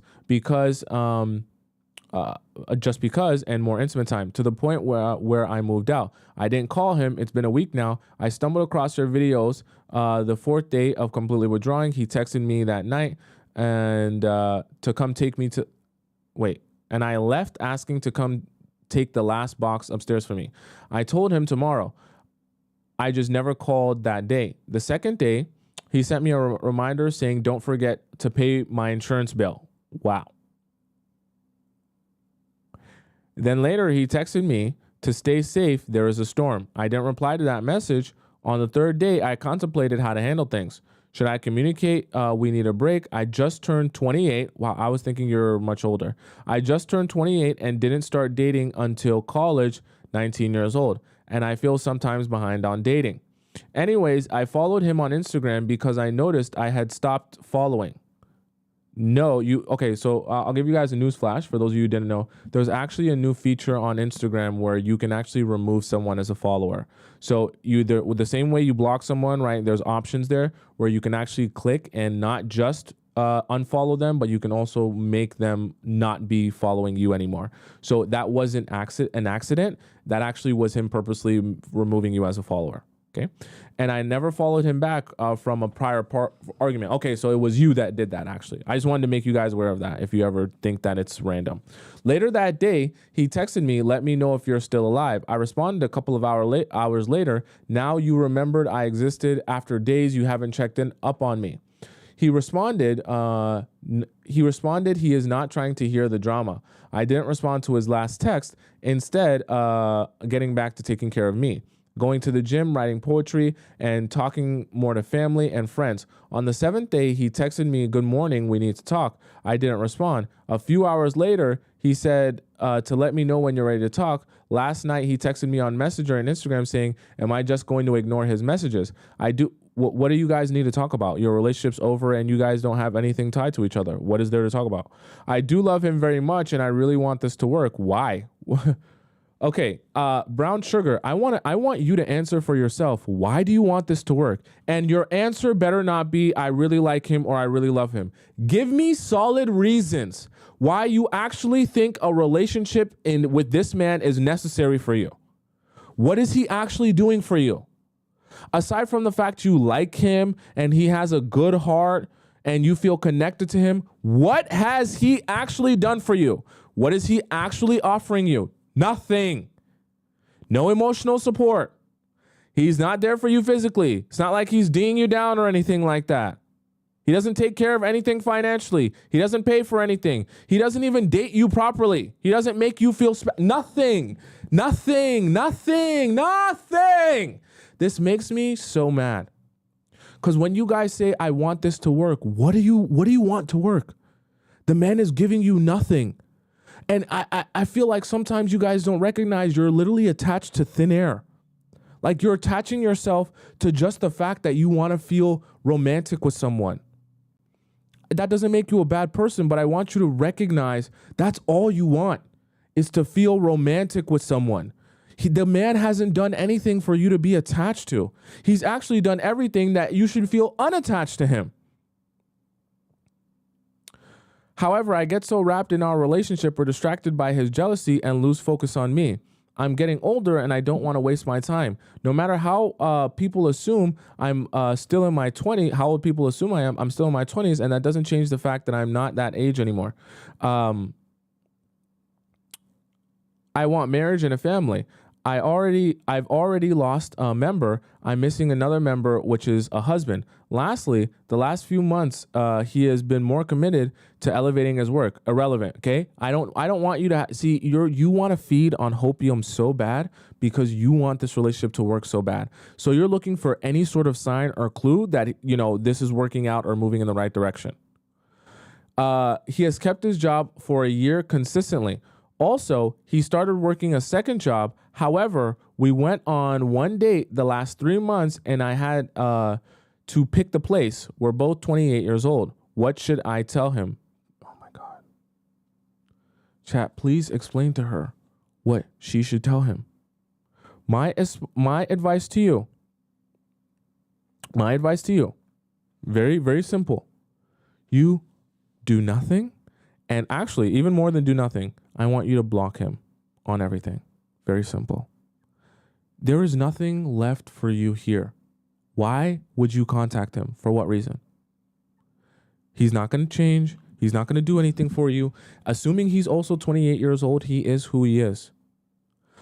And, okay, I just need to give you a dose of reality. The idea that, okay, he's going to start elevating himself and building himself up and be actually prepared for you to do what you need to do. I'm just going to be real with you. Like, that's not going to happen. I don't even want to give you any false hope and say you never say never. It's just not going to happen. Okay. From what you've shown me, the time spent, the only consistency that you have shared with me about him, right? The only consistent part of him I've seen is the fact that he loves to play video games and he's not taking his life seriously enough to want to fix his finances or get a better sort of career. Okay. That's the only sort of consistency he's had in his life and in your relationship with him. So it's better for you to just believe that that is going to be the consistency you're going to see from him than to believe that, magically you're going to see a 180-degree change. The chances of you seeing that within him are slim to none. In fact, they're basically impossible. I think for your own health, mental health, and well-being, the best thing for you to do is to not address him anymore, not speak to him anymore. Simply, he has nothing to offer you. He has nothing he's going to do for you. You have nothing tied to him. And all you're looking, I want you to recognize that within yourself, the only reason you even want to entertain him is because you want a husband, not because you want him. Now that you can recognize that you want a husband and not him, let's figure out what you actually want in a husband. Because I can guarantee you, if you were to write down your criteria of a husband, it's not him. So let's put him to the side. Let's write down your criteria for a husband and let's start doing some things for you, stepping outside of the house where you can start meeting some people who are like-minded and think the way that you do. So for you, it could be in church. For you, it could be in a poetry class. For you, it could be in a book club. Wherever it is that you go when you step outside of your house, that's where you're going to meet your husband who has a similar mindset to you and wants to grow with you, not sit around and play video games having no money.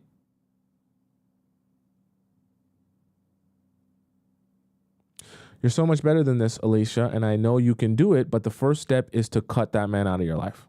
Okay, very simple. Okay. It looks like we have cleared out the relationship advice section. By the way, for those of you who are unfamiliar, because I think some of you probably did this. I answer the free relationship advice section first come, first serve.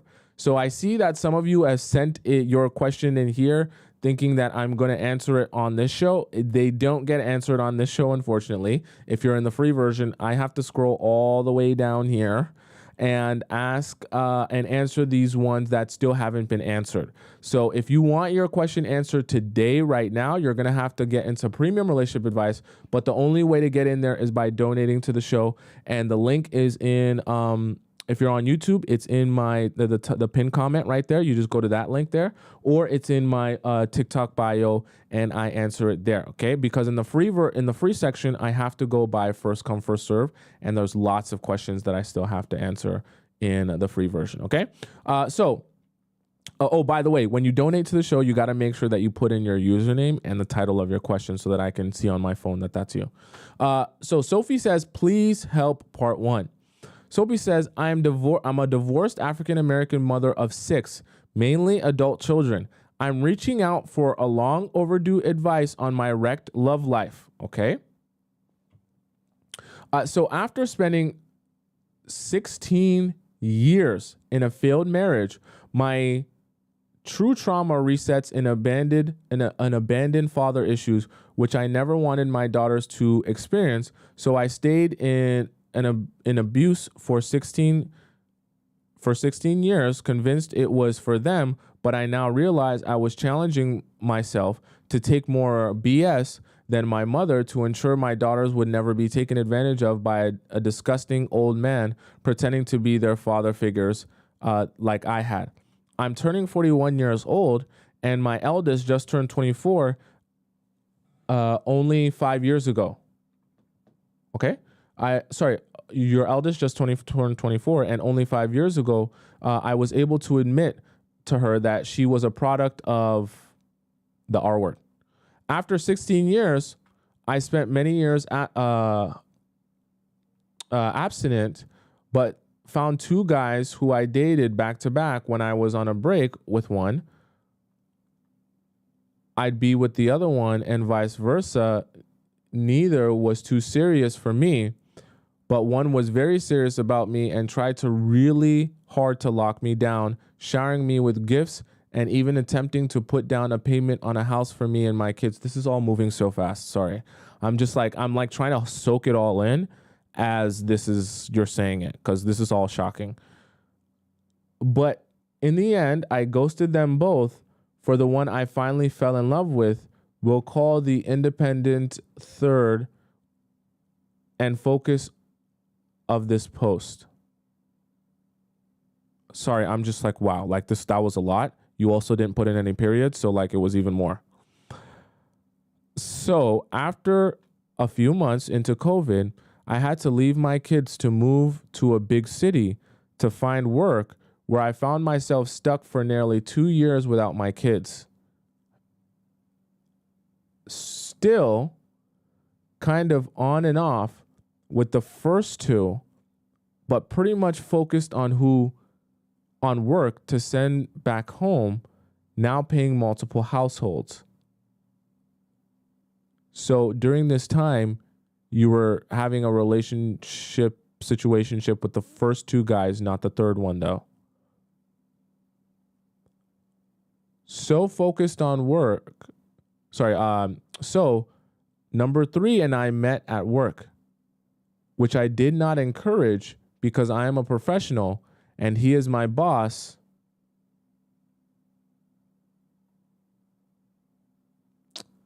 And too awkward at the time though.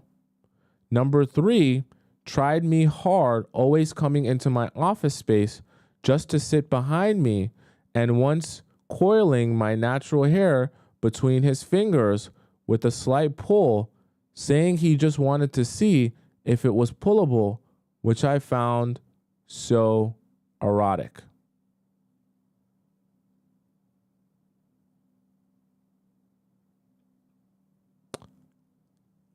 I should rephrase that. You found it erotically inappropriate.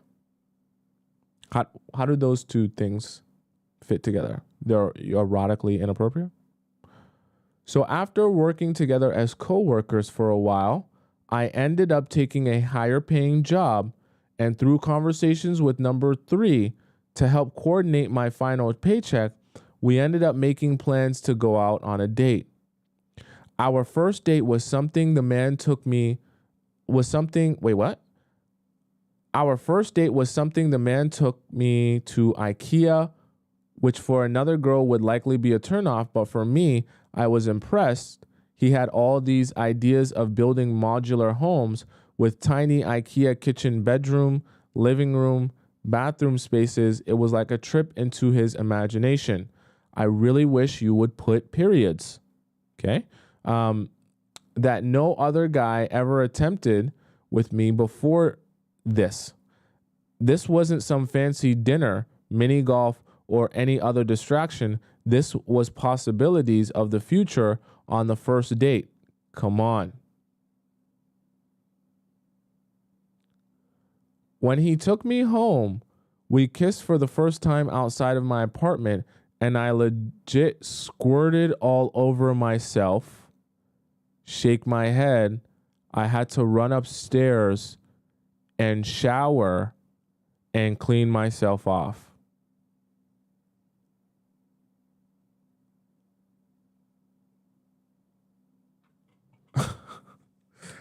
I just I'm sorry, like the twists and turns of this story is just like I feel like I'm supposed to laugh, but I'm not sure.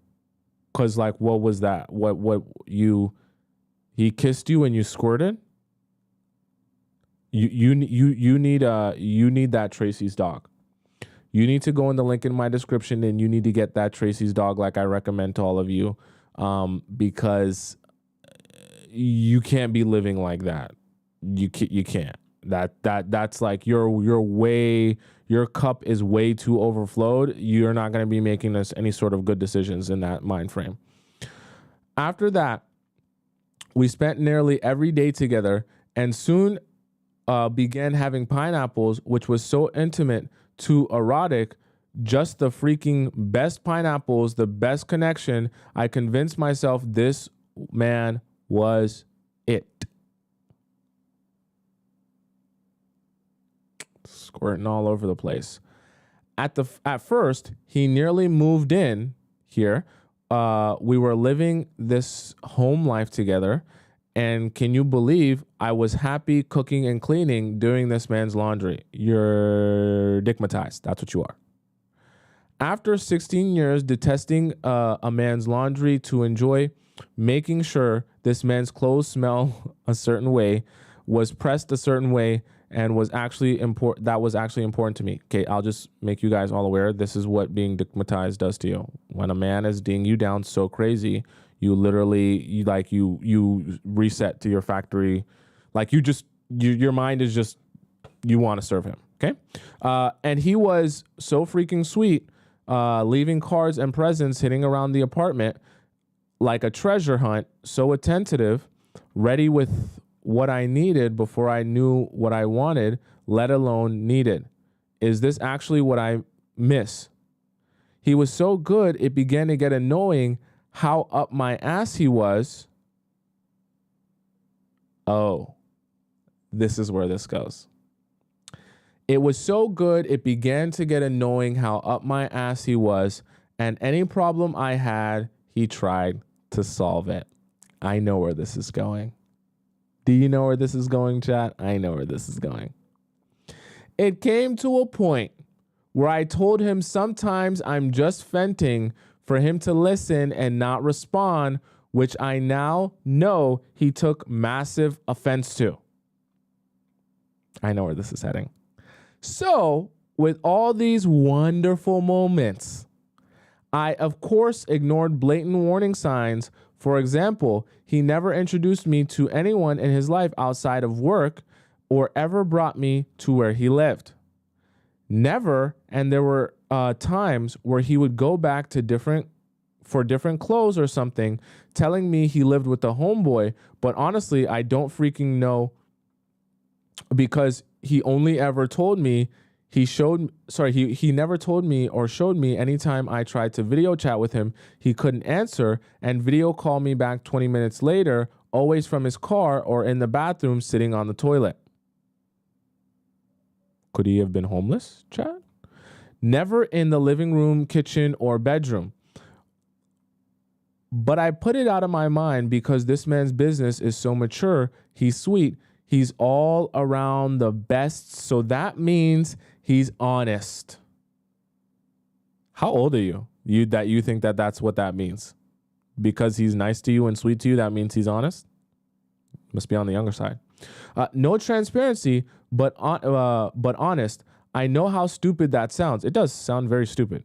It is very stupid and very naive. So we were in every every pineapple position. And once after eating me out, he went back home and woke up the next morning with a sore throat. Ew. Ew. Ew. Ew. Okay, like, no diss, but like, why would you add that? That's gross. Ew. Like, you're dissing yourself. Why? I mean, from my own experience, if I'm doing something and she clean, I don't wake up with no sore throat, because that's making me a little bit concerned. Why he waking up with a sore throat after eating? Ew. I'm sorry, guys. That's nasty, yo. Like, I don't know. That kind of make me feel weird.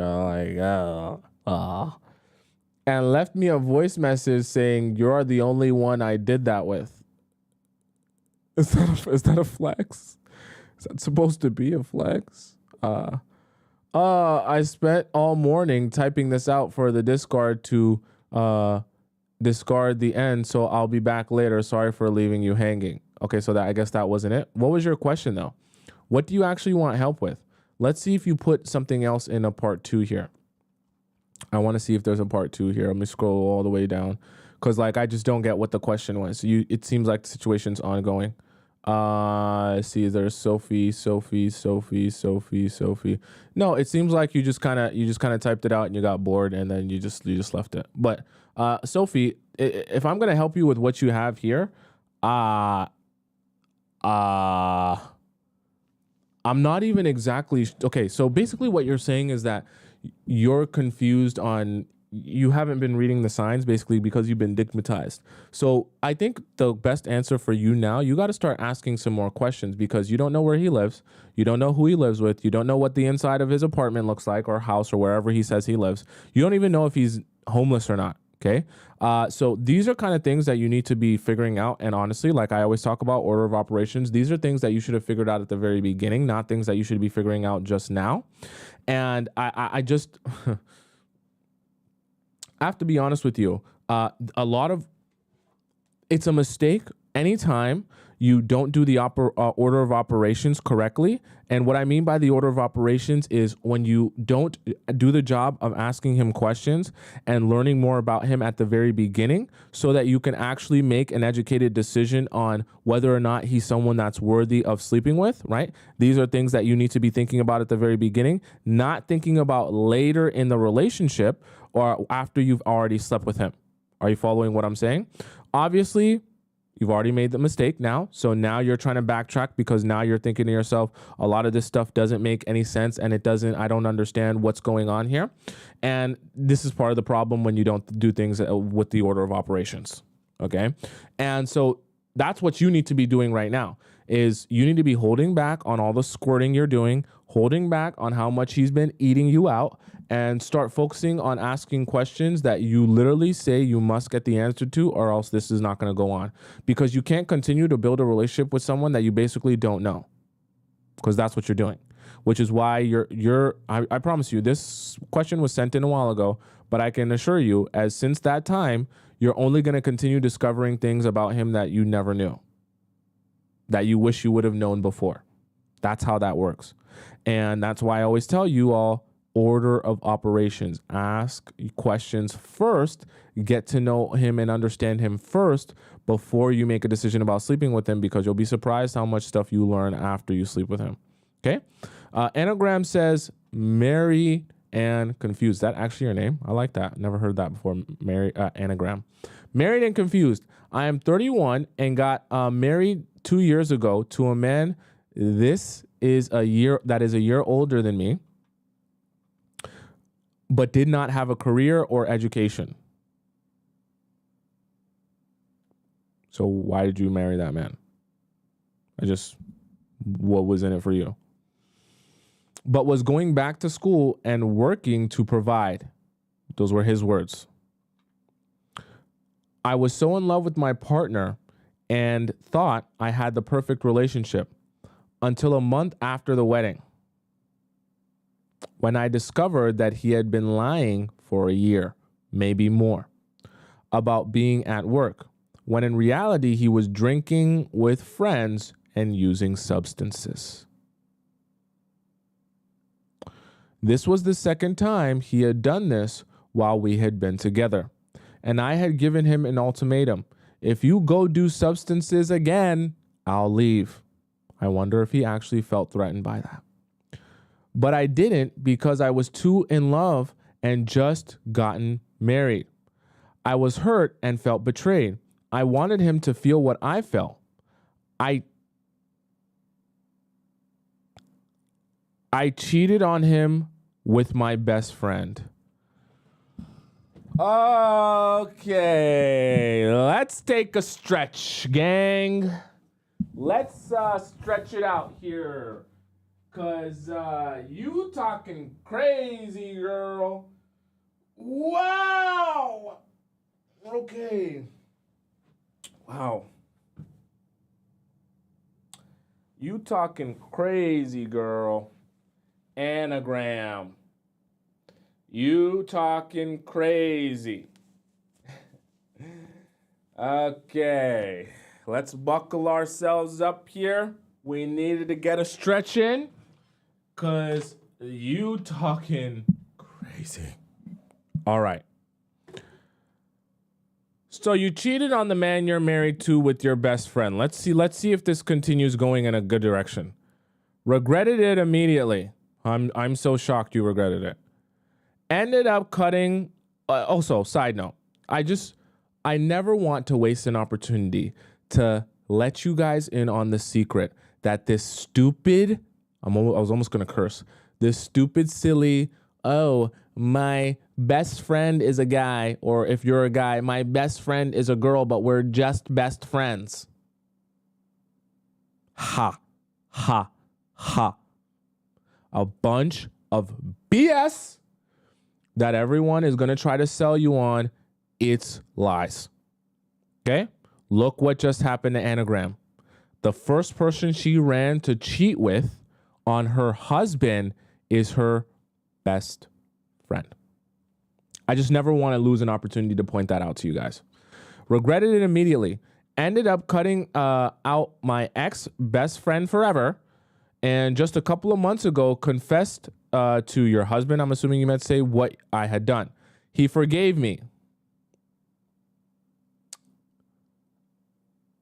Did he actually forgive you? Or did he, what I call, fake forgive you? We'll see. We are working on building trust, but I have never forgiven him for lying to me for a full year and marrying me knowing that he was not who he said he was. Okay? I understand that you're hurt.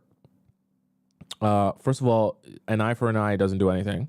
But also, like I just mentioned before, it is part of your job as an adult to recognize that no human being is going to sit on a date with you, on a first date especially, and tell you all the different ways in which you should not want to date them. Nobody's going to do that.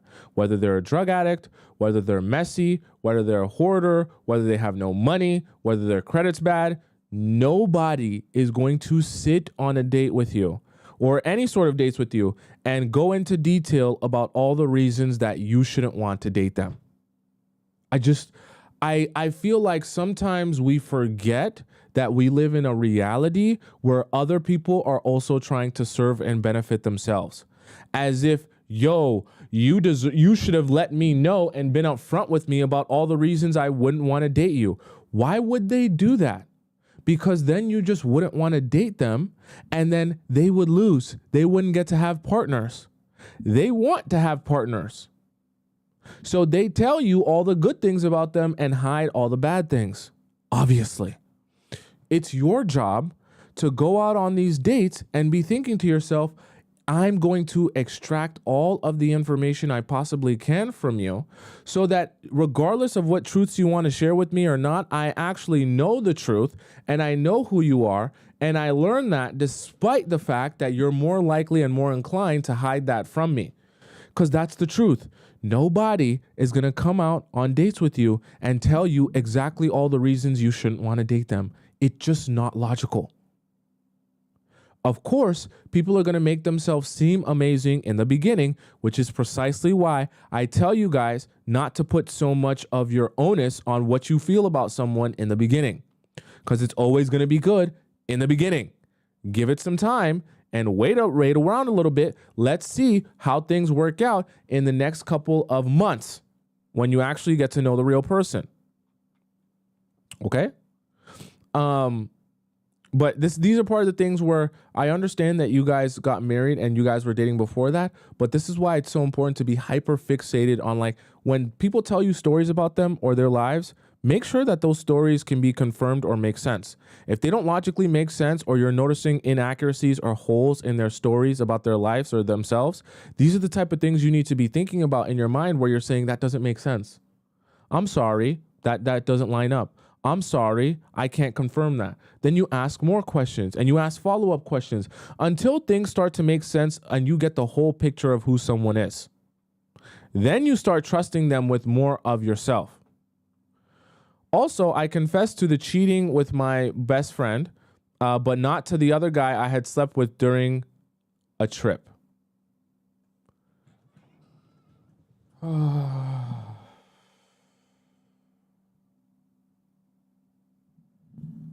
Wow. So let's get this straight. Anagram. I once really liked your name. Now I never want to meet anyone named Anagram. You didn't just sleep with your best friend. You also slept with another guy on a trip. So basically, you what you meant to say is you slept with a complete random, because the guy you met on a trip is obviously not from your town or your city, and you met him on this trip, so he's a random. So you basically, like, what, you went on vacation to Mexico and you slept with one of the men working at the resort? I just I don't know. I'm not sure. What do you even want here? I'm really not sure. Because if it's that painful to you, the idea that he's been lying to you, then just get a divorce. Like, what is getting penetrated by another man that doesn't want to build a relationship going to do for you in your marriage?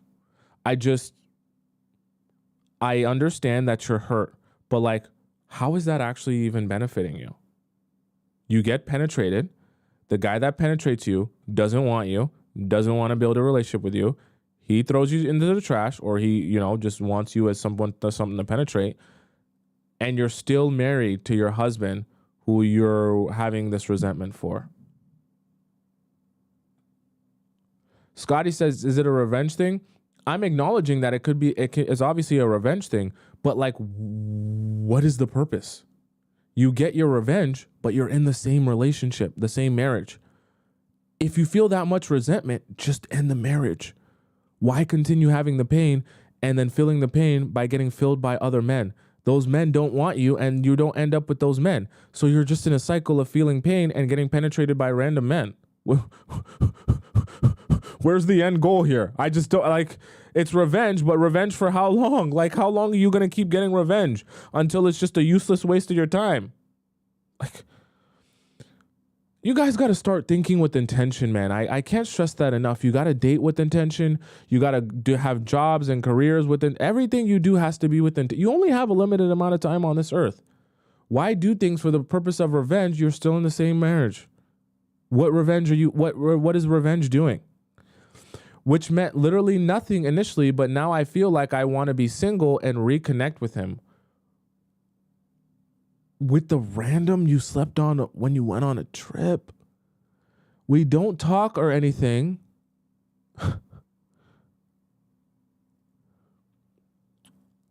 You're referring to the guy who you slept with on a trip, that we don't talk or anything, but I'm traveling again in a few months and I don't know if I should just end it all. Oh, you're talking about the guy. My husband is now sober and the dynamic has changed. We were always 50-50 on bills. He has not even finished school and I supported him throughout that. Now he pays for the groceries. That's it. I don't depend on him finally, but it would be a huge change and I do love him. I just wish I had known who he really was back then and not have gotten married. Now he is a great person and I have spent 6 years of my youth and life. I don't want to get divorced. I need an outside perspective because I know I'm an avoidant and I'm also not perfect. Should I leave or stay? Also, side note, the other man doesn't even know I'm married, but probably I won't even reconnect with him.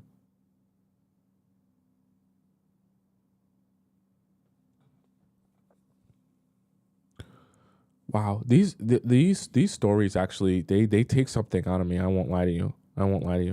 And I'm gonna try to make this pretty easy for you. I think that you need to start living your life with intention, very truthfully and honestly, because I think that's exactly what you've not been doing. You slept with your best friend for what reason? Because of anger. So where did that end you up? Nowhere. Still in the same marriage. You slept with a random guy on a trip. Where did that end you? You did it what? Because of anger? Where did that end you up? Absolutely nowhere. Same place you've been. And so eventually it just gets to a point where, what are you doing any of this for? You're in a marriage because you say that you don't want to get divorced. Why? Being in a marriage for the rest of your life that you feel resentment towards the person to the point where you want to cheat on him is more beneficial than just ending the marriage and getting a divorce so that you can actually move forward and he can move forward as well. Because just because he was a drug addict at one point in his life, that doesn't mean that he deserves to continuously get cheated on or continuously get disrespected in the relationship because of decisions he made in the past. Obviously, we're all capable of making mistakes and we all can try and get better, including you, right? Because you made mistakes as well. But at the end of the day, if you feel that much resentment towards him, that even though he's getting better, you still feel anger because of what he put you through and how he kind of like misled you, then you need to do yourself and him a favor and just divorce him. Because this is what's going to happen. The thing about it is, you're using this as an excuse now and it's recent, so now you feel like you're more validated in that.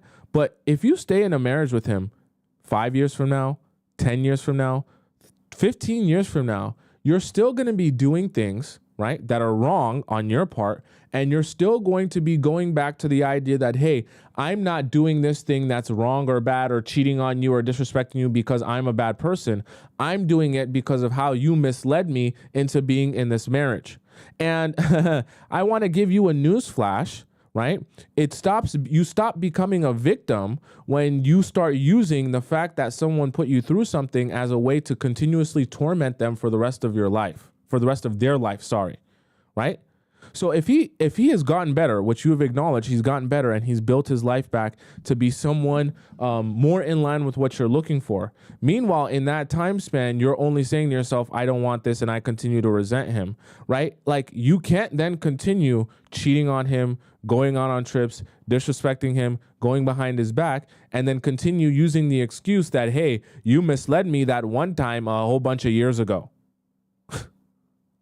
Like, that's like saying, hey, because you disrespected me the one time, I'm going to continue being in your life, but I'm going to disrespect you 10 times more for the rest of your life, and that's going to be your repayment. At a certain point, if it's really that bothersome to you, just end the relationship. Stop keeping yourself and him in a relationship that you're not even prepared to commit yourself to.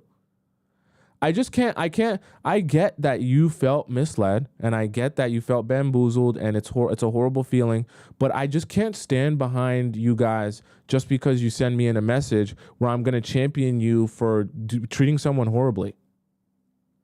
You did it the first time, cheating with the best friend. And then not even I cannot fathom. How do you cheat the first time with the best friend? Tell him. He forgives you for it. And then you go and cheat again. It's just like, at that point, I don't want to hear the victim story. I can't do the victim stuff. I can't do it. You did your mistake. You got your revenge. You put him in pain because now he knows, now he's aware of it, and he even forgave you for it. There you go. There's your revenge plot. There's your anger taken out. You got it now. So the next one that you do after that, after he already forgave you, now you're just a bad person. Ain't no more revenge plot. Ain't no more I was sad, I was angry. You ain't a victim no more. You're actually the problem. I can't stand behind this type of stuff. I really can't. Especially when you acknowledge at the end here that he is working and getting better within himself and growing, right? Nothing wrong with making mistakes, which is why I said, I get why you did it initially and you were angry and it was a mistake, but for you to do it, go through all that, put him through that, and then do it again, you ain't no victim no more. You just the problem. So until you acknowledge that you the problem now, I don't know where you're supposed to go from here because you have a problem. Clearly, he's trying to fix his mistakes and work in his life to become a better person, a better version of himself. But clearly, you don't seem interested in anything except the fact that you just don't want to get divorced, but you also don't want to respect your relationship with him.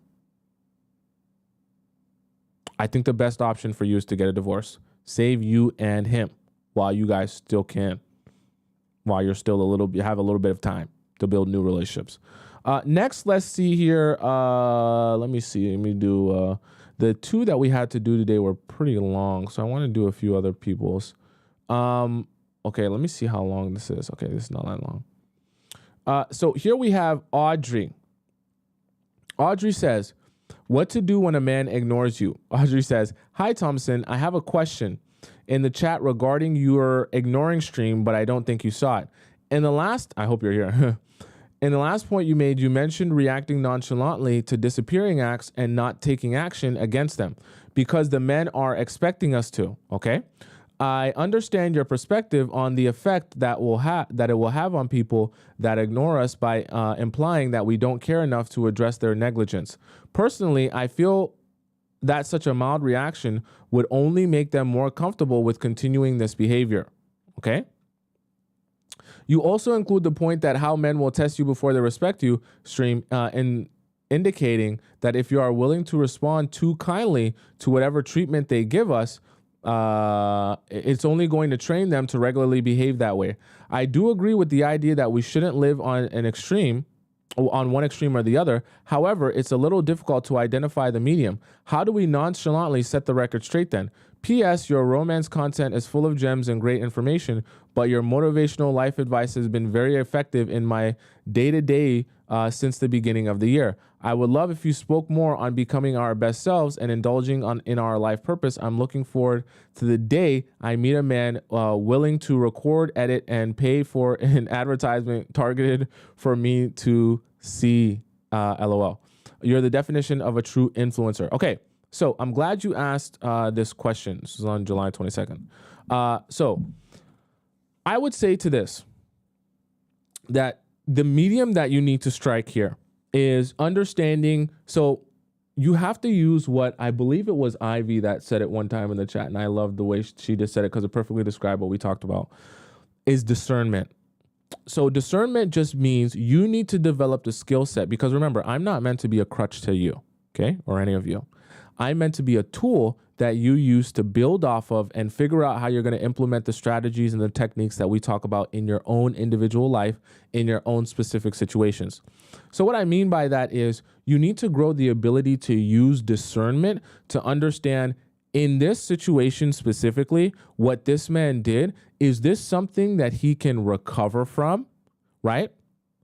Or is this something where he has shown me, based on his actions, that he is not at all what I'm looking for, and I can't even entertain the idea of this being okay?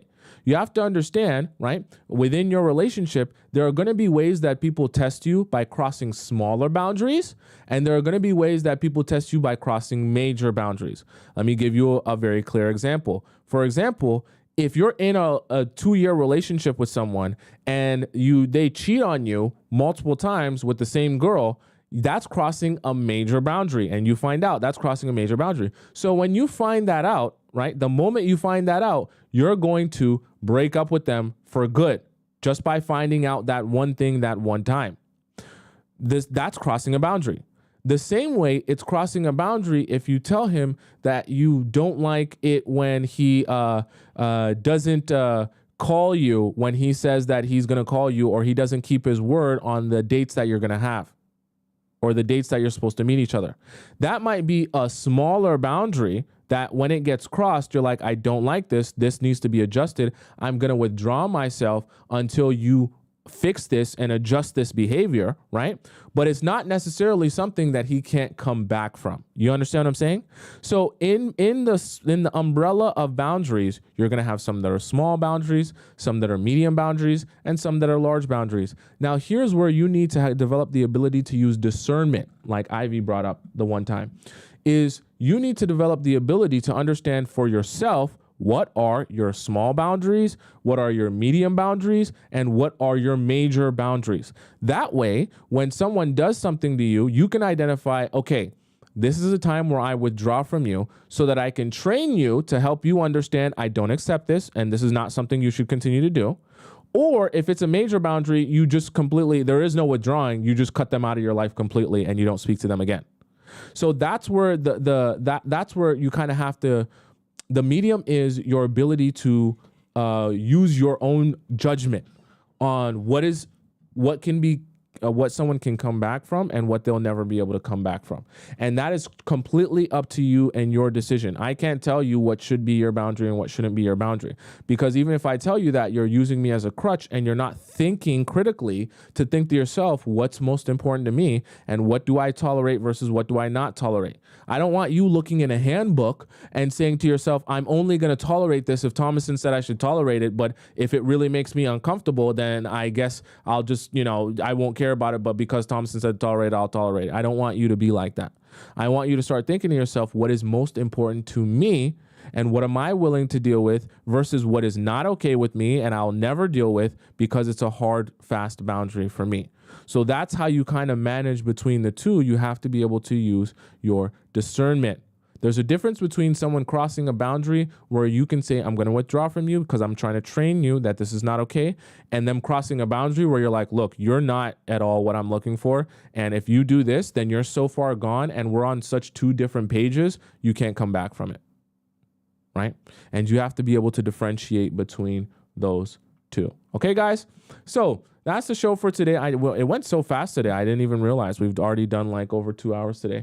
All right. So for those of you who didn't get your question answered, don't you fret. You can go over to the relationship advice section or premium relationship advice and ask your question in the live chat there. By the way, if you guys want to skip the line, okay, if you want to skip the line in the relationship advice section, you can put your question in relationship advice premium. You just have to donate to the show, and all you have to do to donate to the show is go to the link in my description or the pinned comment if you're on YouTube, or the link in my bio. You go over there, you click relationship advice premium where it says it, you donate to the show, and in your message when you donate, you put your username and the title of your question so that I can match it up and confirm that that's you. All right, guys. So, for those of you who want to follow me on Instagram, my Instagram is right above my head on the left side of the screen. You can follow me there and see everything that I'm doing at all points of the day. Oh, I post a little bit on Instagram, not that much. But you can follow me on there to get a little bit more personal with me. It's on the top left of the screen, on the bottom right if you're on YouTube as well, all right?